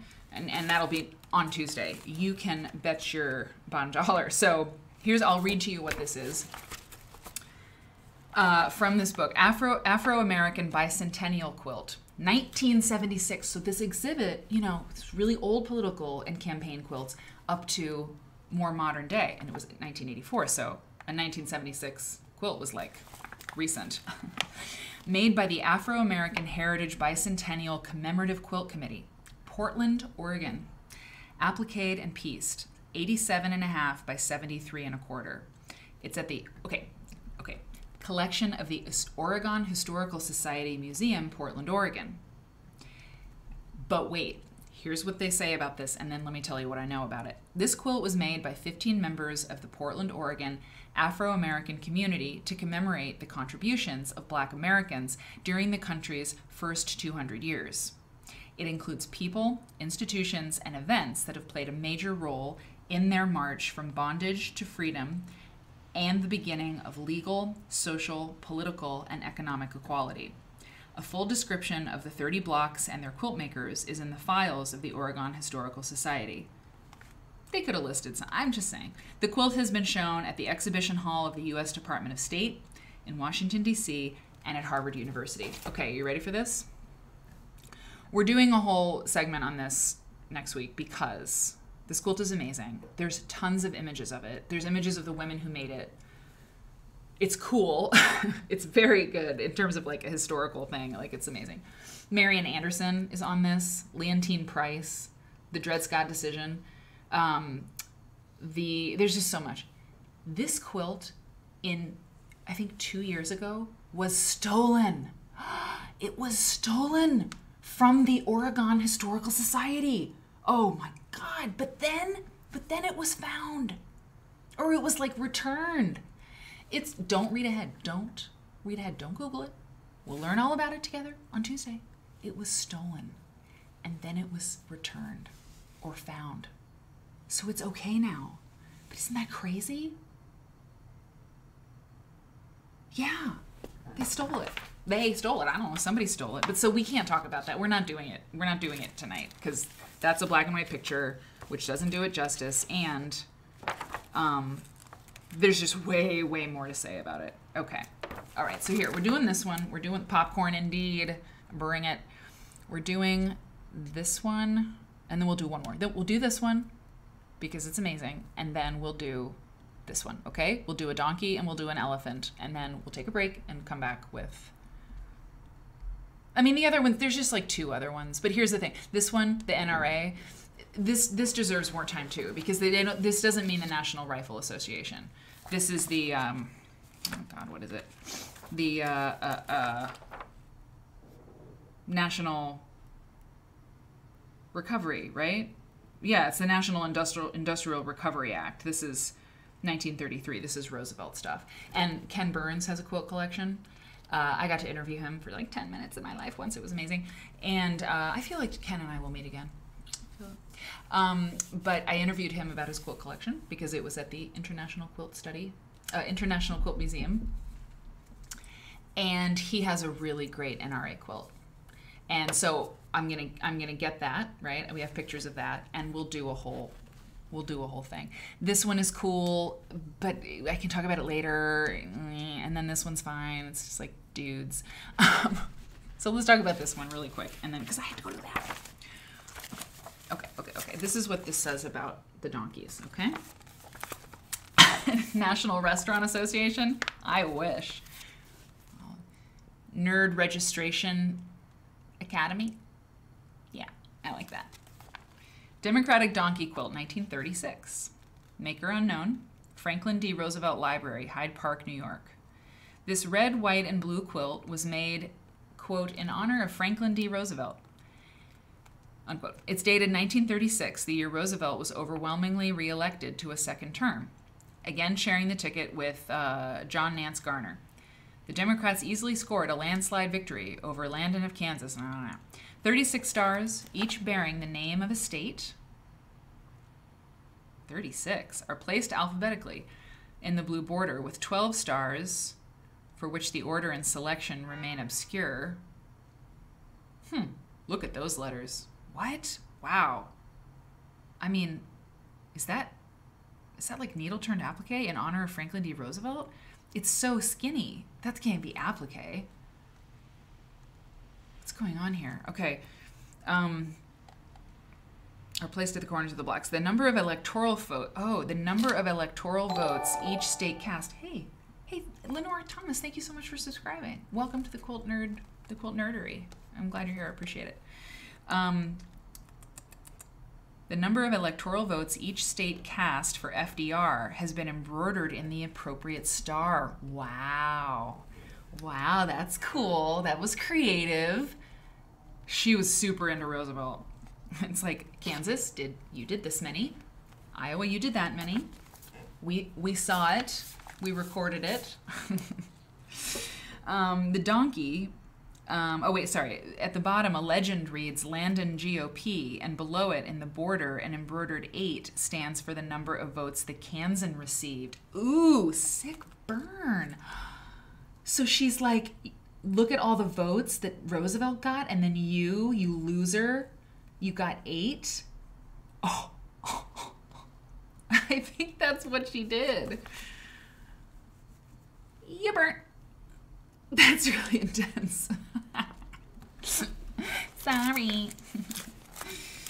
That's really intense. It's awesome. It's so great. The donkey, symbol of the Democratic Party. We're gonna get to the elephants. Nobody worry. We're not partisan around here. We just like cool quilts that are really mean. The donkey, symbol of the Democratic Party, is made of gray denim. What? And the outline quilting lies just outside the line of applique. It's denim? The donkeys are denim? Oh my God. This is why you have to donate to your museums, people. I'm serious, because if they have more money, they can print all of these things in color. I'm not kidding. This is literally a fact. It's a literal fact. This could be in color. Quilting has been done within 1/4 inch of each block and within the white sashing strips. The outline of the stars has been quilted, as well as a star design between the appliqued stars and above the donkeys. Oh yeah, there's stars everywhere. The red fabric of the sashing has also been used for the backing, with the fabric's edge brought up over the top to form the binding. Hey, somebody was asking about that the other day. Can I pull the backing up over the top of my quilt for the binding? And the answer is yes. And maybe your quilt will be in a very important book someday. And someone who does binding correctly won't. Okay, last one. Good heavens. Okay, we've been on for 2 hours. No matter what party the quilt is for, that is funny. Just putting 8 on there. I know exactly. It could be reversed, the political parties. You know, either way, it's just like really hardcore. Okay, now this is the grand old party quilt. Okay, let's talk about you guys. All right. That's the rope is interesting. Okay. Ugh. Okay. Let's see what we've got here. No, it's like cording. Okay, I hope to God. Grand old party quilt, 1980. 1980. Made by Charlotte Christensen Bass of LaPorte, Indiana. 105 by 77. Dang, it's funny. I would have said maybe this was smaller. It's bigger than any of them we've seen so far. 105 by 77 and a half. Ms. Bass relates that the origin of this quilt dates to, quote, the campaign trail in the early 70s when we traveled up and down the Shenandoah Valley in Virginia, unquote. She had been asked to join the campaign of William L. Scott of Virginia, Republican nominee for the U.S. Senate. Scott's wife, Inez, recognized that Charlotte Bass's name was particularly well known throughout the state as a result of her weekly newspaper column on stitchery. Interesting. For the 11 by 14 inch quilt block she created, which she gave away to quilters whom she met, Mrs. Bass enlarged the campaign logo as it appeared on an envelope. It's a great logo. It's fabulous. It's just like perfect. She enlarged the campaign logo as it appeared on an envelope, roughly the size of a dime. Cool. The quilt maker terms it, quote, an accident that the blocks eventually turned into a quilt. It was not until 1980 that she actually quilted it. Luella Dirksen, widow of Senate Minority Leader Everett M. Dirksen, assisted Mrs. Bass in her quilting project. She arranged for Mrs. Bass to go to the White House to obtain the signatures of First Lady Pat Nixon and her daughters, Julie and Tricia. Other signatures appearing on the quilt include those of another First Lady, Mrs. Gerald R. Ford, Mrs. William P. Wampler, the sister of Senator Howard H. Baker of Tennessee. Okay. In describing the quilting designs, Mrs. Bass notes the inclusion of the chain for strength of party and the garland for jubilation. The chain is for strength of party and the garland for jubilation. Okay. Cool. Great. Love that for you. Great. Isn't that fun? Wasn't that fun stuff? I think so. Hey, cool, Matthew. 6 years ago, Matthew says, 6 years ago, you taught me how to quilt on YouTube. Thank you. It's my pleasure. I loved it. Quilty was a blast. You know, just earlier today, my sister, Rebecca, who produced Quilty, and Jack, my brother-in-law, who directed Quilty, they were on a walk because they live here in Chicago. And they came by and we had a little conversation from the window. It was nice. So that was, oh my God, that was fun. So this was what we did today. on the first half of the show. And then we're gonna come back, and it's all full color, and it's one maker, and she's a contemporary maker. She's passed away, but it is the perfect flip side, the perfect B-side. So I'm gonna take a really quick break. Don't go anywhere. Don't go anywhere. And the second half of the show is not as long, definitely. But so cool, so cool, and in living color. I mean, there's not a black and white picture. Actually, there are some black and white pictures of the woman who made the quilts, but all the quilts are just like blow you away. Okay, so I will be back in just a second. Okay.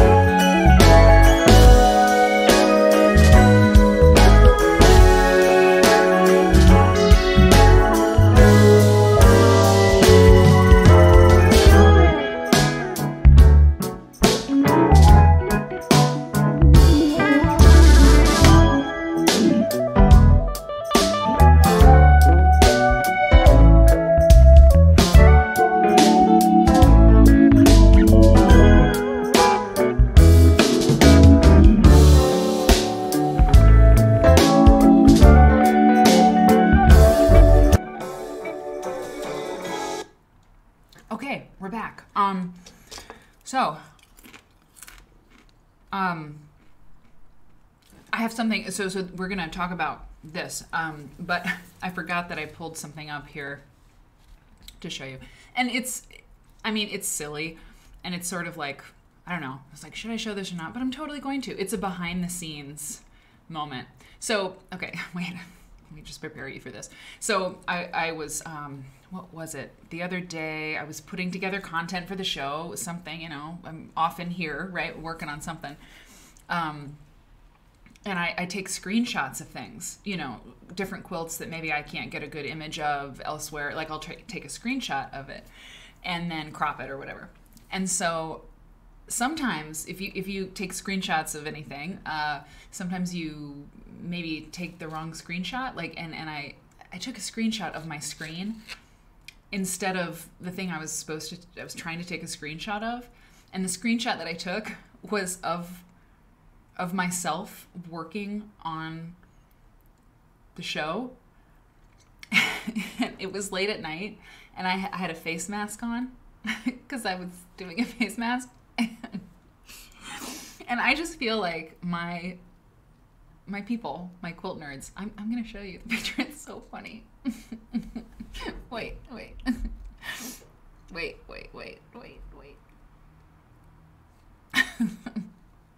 Do you see this? That's me. That's me. I'm in the program. Oh, it was Quilter's newsletter. Look, I'm like working on the layout for Quilter's newsletter, the show we did last night. And I'm trying to figure out the screen and what you're seeing, this like screen, that's what my program looks like. Streamlabs is what I use to do this show. And so that's what it looks like. That's what the show looks like, people. Okay. Anyway, we're back, and I am going to be small right away. Okay. So, do you remember recently we looked at those postcards, vintage postcards? It was so much fun looking at those. And one of the postcards that we looked at, all those vintage postcards that had quilts or, quilt related, it was totally fun, right? And there was a postcard that I found that had this, I love a face mask too. I needed it. Oh, I'm glowing. Thank you. So I was so intrigued by this postcard with this quilt on it. And it said on the back, Barren Ground Caribou was the name of this quilt. And it exists in a subway station in Canada. And I was like, what? Wow, it's so cool. And I was like, I have to know more, You remember, Holmes, you remember. So I was like, well, that's my next, investigation. And boy, are you ready to be like richly rewarded? Because this stuff is cool, okay? So this was made, this is an installation created by Joyce Wieland. And look, I did not know of Joyce Wieland. Caribou coffee is still a thing in Chicagoland, Myra. Indeed it is. I used to live right by one. Pretty good. Joyce Wieland is a very famous artist, and I did not know that. And that's why we love quilts, because quilts teach us about the world. We know so much about the world that we didn't know before we started this show. And like, I just want to say it. I have to say it. Like, being like a person who knows about like art and stuff, it's like, well, how do you even get to be that person? Do you have to go to art school? Like, well, I hope not, Do you have to be an art aficionado, to know about art? No. If you're into quilts, if you're really into quilts and quilt history and quilt culture, watch out, because you start being a person who knows about art.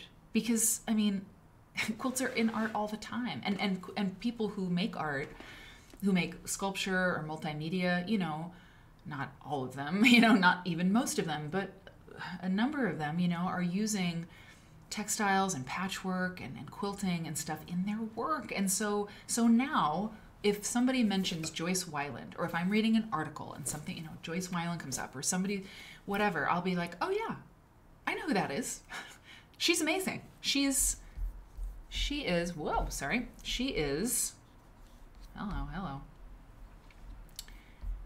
She is this person.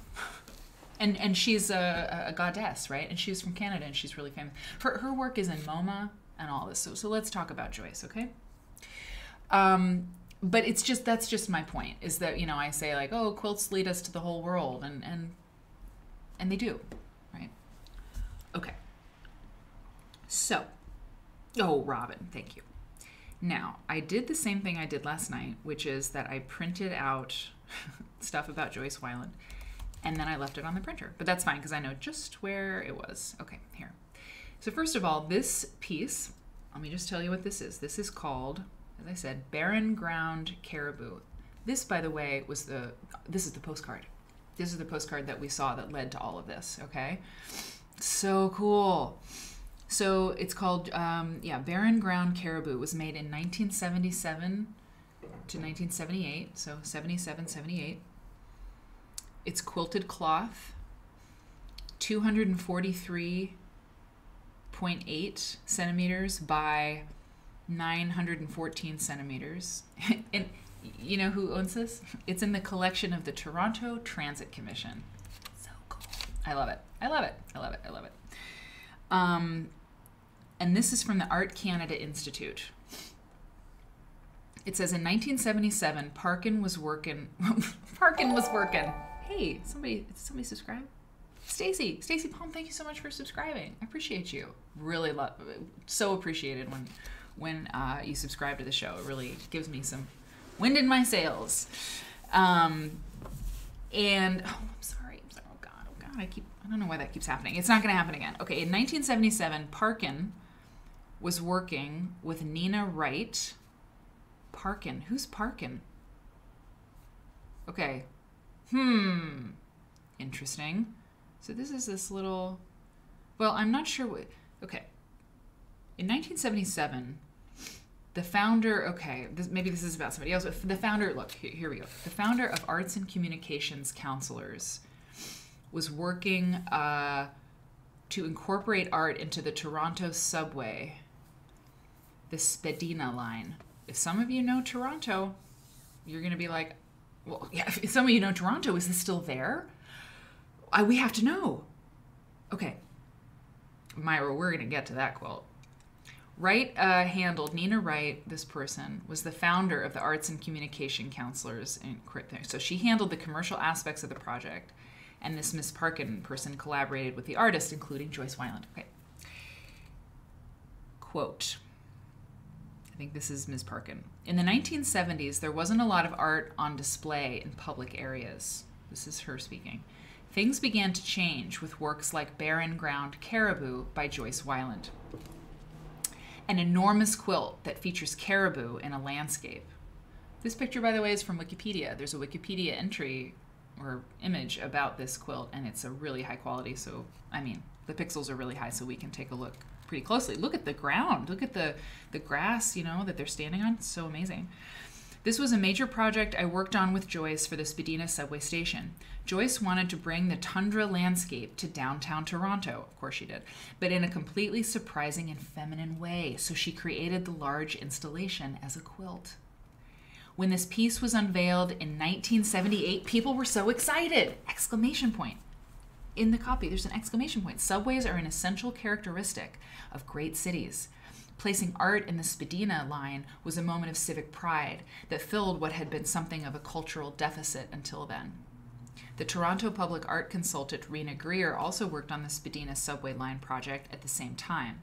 Like I do, she points to this important moment in Toronto's history as a key highlight of her career, unquote. I mean, yeah. Look at that. That's so awesome. It's so neat. It's all fabric and quilting. I mean, the little guys are all puffed. They're all stuffed. They're stuffed up. The caribou. It's so great. Well done. Okay, so I was like, let's learn a little bit more about Joyce Weiland. And this, Myra mentioned this, okay? I like the one that has pink antlers too. Okay, so I had seen this quilt before, somewhere. Joyce Weiland made it, okay? And for the non-French speakers out there, including myself. Reason over passion. Joyce Wieland made this quilt in 2 different languages. She made this quilt, Reason over Passion, in English. And this one, which we're going to stay on because it's a better picture, La raison avant la passion. I'm going to read to you about Joyce Wieland as I flip through some of these images, okay? Because she's a pretty interesting person. Very interesting. So, hang on. Biography. So I'm going to read to you some of a very long article. It's longer than we're going to read. Have time to read tonight. But this is from the Art Canada Institute. Yeah, who I just read from. It's the same website there, okay? This is from an article by Johann Sloan, called Life and Work, about Joyce Wieland. Joyce Wieland, 1930 to 1998, okay? Born in 1930, she died in 1998. Began her career as a painter in Toronto before moving to New York in 1962, where she soon achieved renown as an experimental filmmaker. The 1960s and 70s were productive years for Wieland as she explored various materials and media, and as her art became assertively political. See what I'm saying? This and this. It's great. It's great. Engaging with nationalism, feminism, and ecology. She returned to Toronto in 1971. In 1987, the Art Gallery of Ontario held a retrospective of her work. Wieland was diagnosed with Alzheimer's in the 1990s. She died in 1998. So here's some information about this person. Joyce Wieland was born in Toronto on June 30th, 1930, youngest child of these people who had immigrated from Britain. Her father's family included several generations of acrobats and music hall performers. Love that. Both her parents died before she reached her teens, and she and her 2 older siblings, Sid and Joan, experienced poverty and domestic instability as they struggled to survive. Showing an aptitude for visual expression from a young age, Wieland attended Central Technical School in Toronto, where she initially registered in a fashion design course. At this high school, she learned the skills that later enabled her to work in the field of commercial design. It was also at Central Tech she first came into contact with sculptors and painters with whom she studied. Okay, so,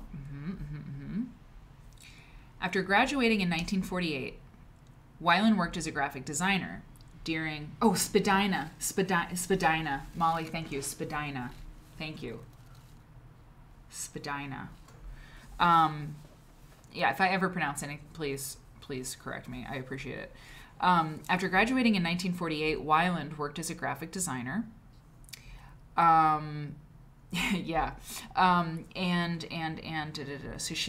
she shared lodgings with friends, but eventually moved into a studio space of her own in downtown Toronto. I mean, this is hardcore Toronto pride, you know? Living independently at a time when that was not the norm for young women. Look at this quilt. Look at this quilt. What is this called? Film Mandala, 1966. You see? Everybody talks about the bicentennial. Everybody talks about the Whitney exhibit in 1971. Quilts were doing things. Quilts and artists and women were making tracks in the 1960s with quilts. Damn it, I'll say it every time. The Freedom Quilting Bee was selling quilts in New York to Diana Vreeland and Sister Parrish, and things were happening. Things were happening. It's just my whole life until I was really a quilt nerd. It was like the 1970s is when quilts like exploded in America. No. Lots of things happened. It's very important. The 1970s, you know, cool. But the 60s, man. 60s.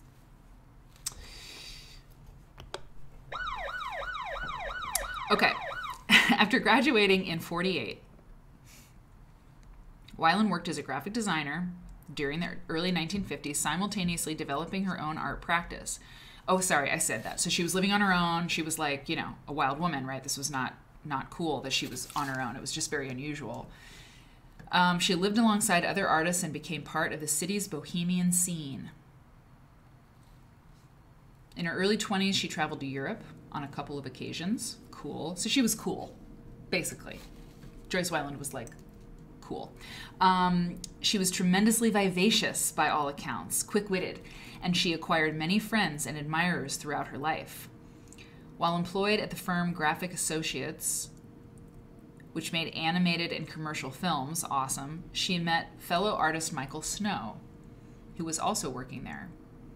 Wieland and Snow married in 1956. So she was just 26. I guess that was maybe older at that time. I don't know. I mean, it was different, right, at that time. They remained together for over 20 years. Okay. This is great. I love Canada. I love Canada for producing Joyce Wieland. Wieland began to achieve success as an artist in the late 1950s as part of group exhibitions, and she received her first solo show in 1960. Soon after, she did, this is a very awesome, in-depth biography, so they're talking about who she was represented by and the different galleries she exhibited at. I'm skipping that. In 1962, Wieland, and so this subsection is called the New York years, okay? Oh my, Molly lives less than 2 hours from Toronto and spent a lot of your misspent youth there. I want to know about your misspent youth. Remember, when I get the tier 3, when I get my membership game together, and I have tier 3 memberships, Quilt Nerd After Dark.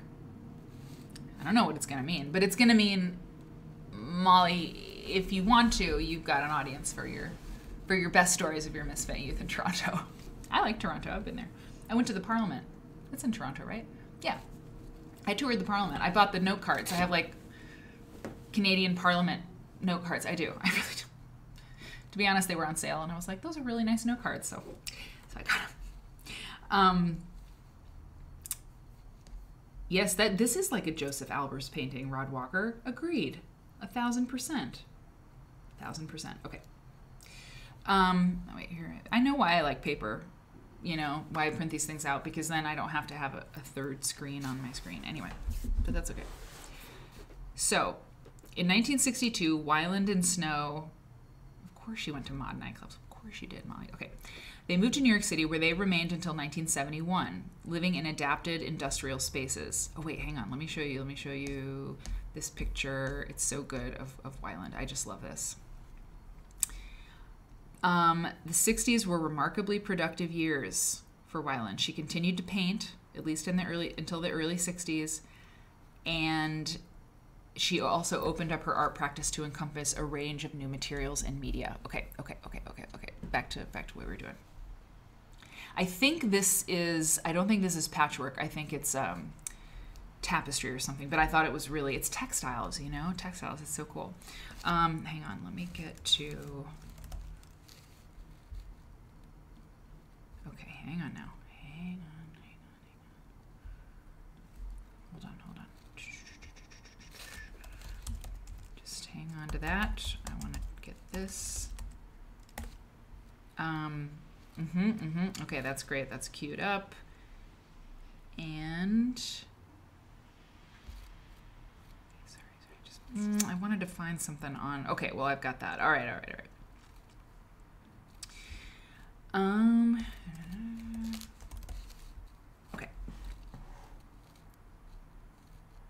I'm getting off track. Okay, I'm sorry.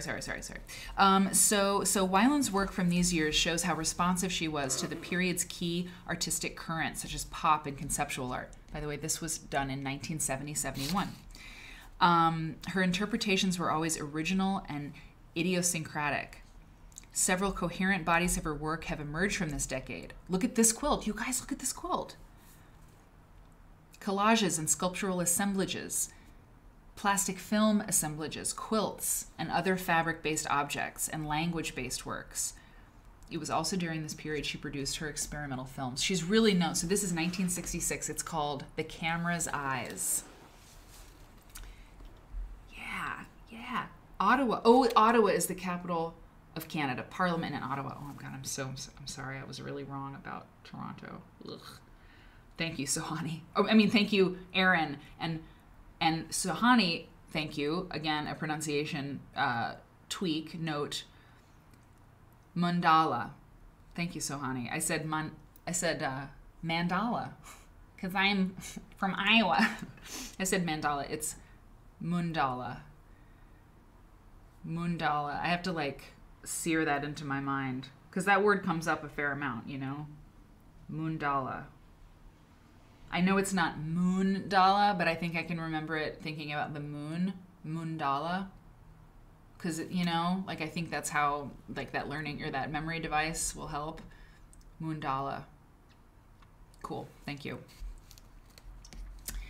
So this is really cool. Okay. So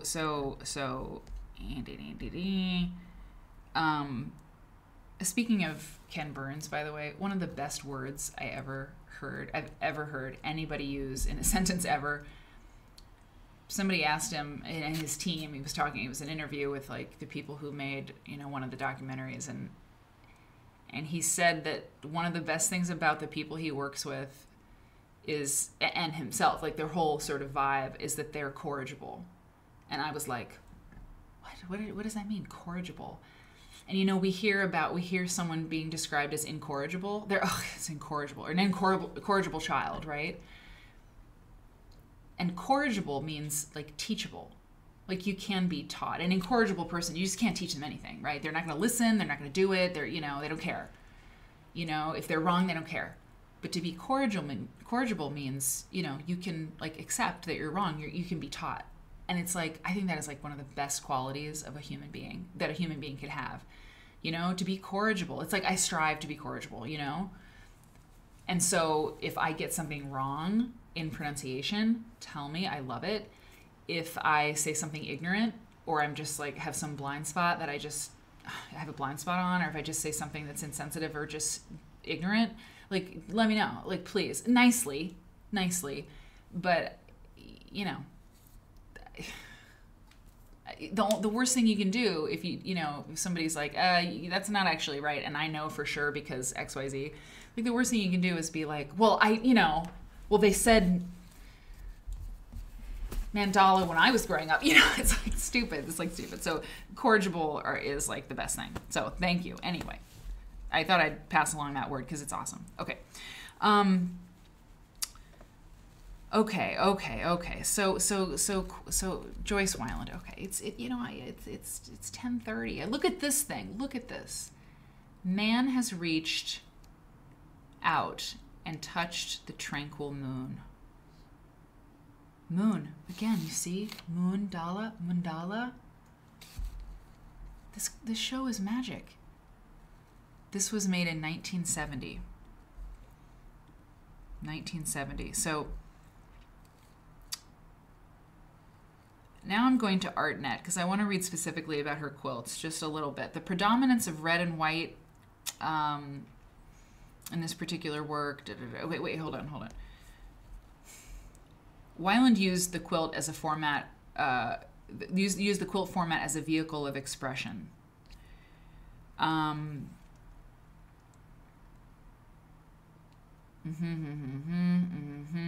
She would introduce ideas of artistic collaboration to the public by contracting groups of sewers to help make her quilts. So just like that Spadina work, that was many people worked to make that, right? So she was using different, lots of different hands, right? Made the pieces. Okay. Yeah, you like this one? You like this? Is this the one you're talking about? The Tranquil Moon? Anyway, okay. I just think this is, the plastic stuff is so cool. Look at this one. And there's a lot of patchwork here. There's a little bit of felt and like yarn in here, but a lot of it is patchwork puffs. And I just think this like encased in plastic thing is so cool. It's really groovy. Okay. A little bit more here, political consciousness. During the 60s, Wieland became more concerned with politics, nationalism, activism. Like many others of her generation, she joined collective actions to oppose the Vietnam War. She was ahead of her time in recognizing the importance of ecological issues. She was attuned to the racial injustices in the United States, and her espousal of feminist ideals also became part of an expanded political consciousness. While still living in New York, Wieland began to follow political debates in Canada. I mean, Canada, her national, yeah, it says, you know, nationalism is like, I mean, the Canadian flag is really prominent, certainly in the pieces I picked, but I mean, but I didn't try to do that. The pieces I picked are all, you know, quilt related, obviously. And in a lot of these pieces, there's the maple leaf, you know, there's the flag. It's interesting. In the late 1960s, she was initially swept up in Trudeau mania, the wave of excitement generated by Pierre Elliott Trudeau's rise to power. Just a few years later, she was drawn to the radical nationalist branch of the New Democratic Party, the Waffle, founded in 1969. Waffle, are you still here?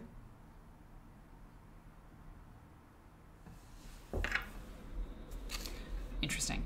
This, by the way, this is called Stuffed Movie, 1966. And so it's all these little, you know, these little stuffed puffs, right? There's the Canadian maple leaf again. But look at this. There's a Lone Star in there, you know? Oh, and an American flag, too. Interesting. The New Democratic Party was called the Waffle in 1969. Anyway, okay.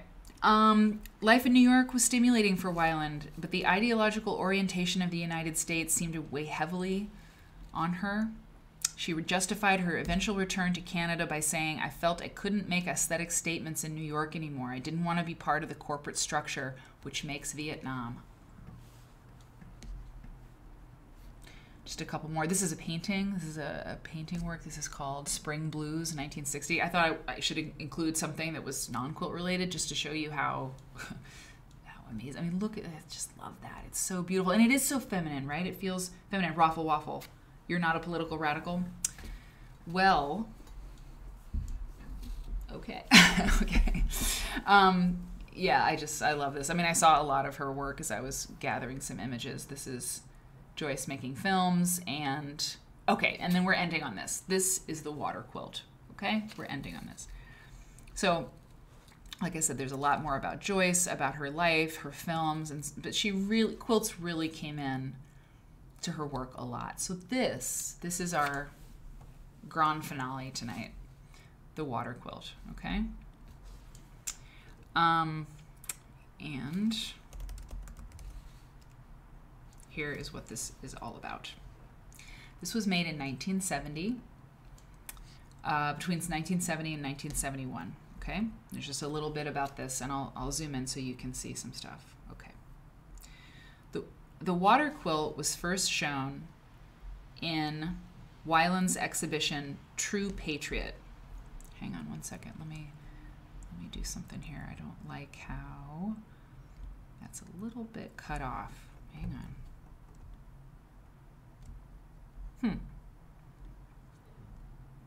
One second. I just want to make sure you can see the whole full Monty there. Okay, yeah, you can. Yeah, there's a frame on this, and I just want to make sure you can see that because I want the whole thing to be appreciated. Okay. Yeah, great. Okay. The water quilt was first shown in Wieland's exhibition, True Patriot Love at the National Gallery of Canada in 1971. Wieland called it a quilt, and although it shows evidence of meticulous needlecraft, it differs markedly from a traditional bed cover. Concealed within it are the pages of a book. The surface of this fabric assemblage is delicate and decorative, owing to its off-white color and the little embroidered flowers that adorn its 64 squares of cotton. Each of these flowers is a botanically correct rendition of an Arctic flower, and the scientific accuracy is important. Lifting one of the fabric squares from the bottom reveals a page of printed text, like over here, right? The pages of text are selections from James Laxer's The Energy Poker Game, The Politics of the Continental Resources Deal, published in 1970. Wow. Oh, okay. Molly says, true patriot love, that phrase, true patriot love, is from the Canadian national anthem. Once again, we have national anthem. You know, that came up earlier. It's a little spooky. We need that spooky soundtrack for sure. We really need that. It'll happen. It'll be here by next show. I promise you that. Laxer's book concerns the future of Canadian natural resources. He reports critically on plans by American business interests as far away as California to seize control of Canada's northernmost fresh water. Pure water. Pure water. If you don't know what we mean, catch it on the replay. Water. It was a whole thing. Seriously. American business interested in diverting Canada's northernmost fresh water and divert it south of the border. Wieland was apparently so alarmed by this possibility, she was so alarmed by this possibility, euphemistically referred to as the sale of bulk water, oh my God, that she asked Laxer's permission to incorporate the book into her artwork. By this time, she had grown sympathetic to the Waffle, the furthest left nationalist group within the New Democratic Party. Laxer was co-founder of the Waffle, interesting, as well as one of the authors of the group's Manifesto for an Independent Socialist Canada. So, here, Wieland depicts the delicate flowers to suggest an ecologically threatened northern environment, while linking the problem to the questions of national sovereignty. This way of understanding and representing landscape was unique among artists at the time. The water quilt is also a profoundly interdisciplinary object in that scientific knowledge, the botanical specimens on display, intersects with economics, Laxer's analysis in the book, as well as with aesthetics. Oh, man. It's cool, right?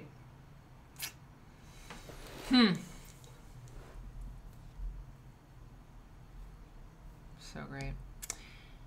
Yeah, 1971, the year of the Whitney exhibit, you know? So that's pretty cool. That's pretty cool. Well, tonight, you know, what did we do? I like this as a background. We're going to go with this. We're going to go with this. I hope Joyce is okay with it. Let's see. So thank you, everybody. So tonight, what do? We did we did political quilts. We looked at the yellow, the Royal Astor quilt, the kit quilt or whatever, and we talked about Slipknot from Des Moines, and the quilt designer was from Des Moines, and then we did this. We looked at political quilts, like early ones, and then some more contemporary ones, and then we talked about Joyce Wieland. And it was just, I mean, it's fascinating, right? It's just Saturday night at Quilt Nerd, you know? That's just what it is. It's that interesting. Quilts are that interesting. And if you just look a little bit, you know, you find all this stuff, and it's so fun. I mean, you know what I was watching last night to try to wind down? 90 Day Fiance. It's like kind of perfect after the show, and I'm just like doing small things like links and thumbnails and uploading things, but I mean, there's a lot of bad content out there. I don't need to tell you that. And 90 Day Fiance has its place, but this is a lot of fun. So to you all, I say thank you so much. I mean, the show is us, right? So thank you for being here, and I will see you on Tuesday night, 7 p.m. And we'll start with the Afro-American bicentennial quilt. It's amazing. The story is crazy. So take care. Have a safe and lovely, quiet, perhaps Sunday, and just get work on your project.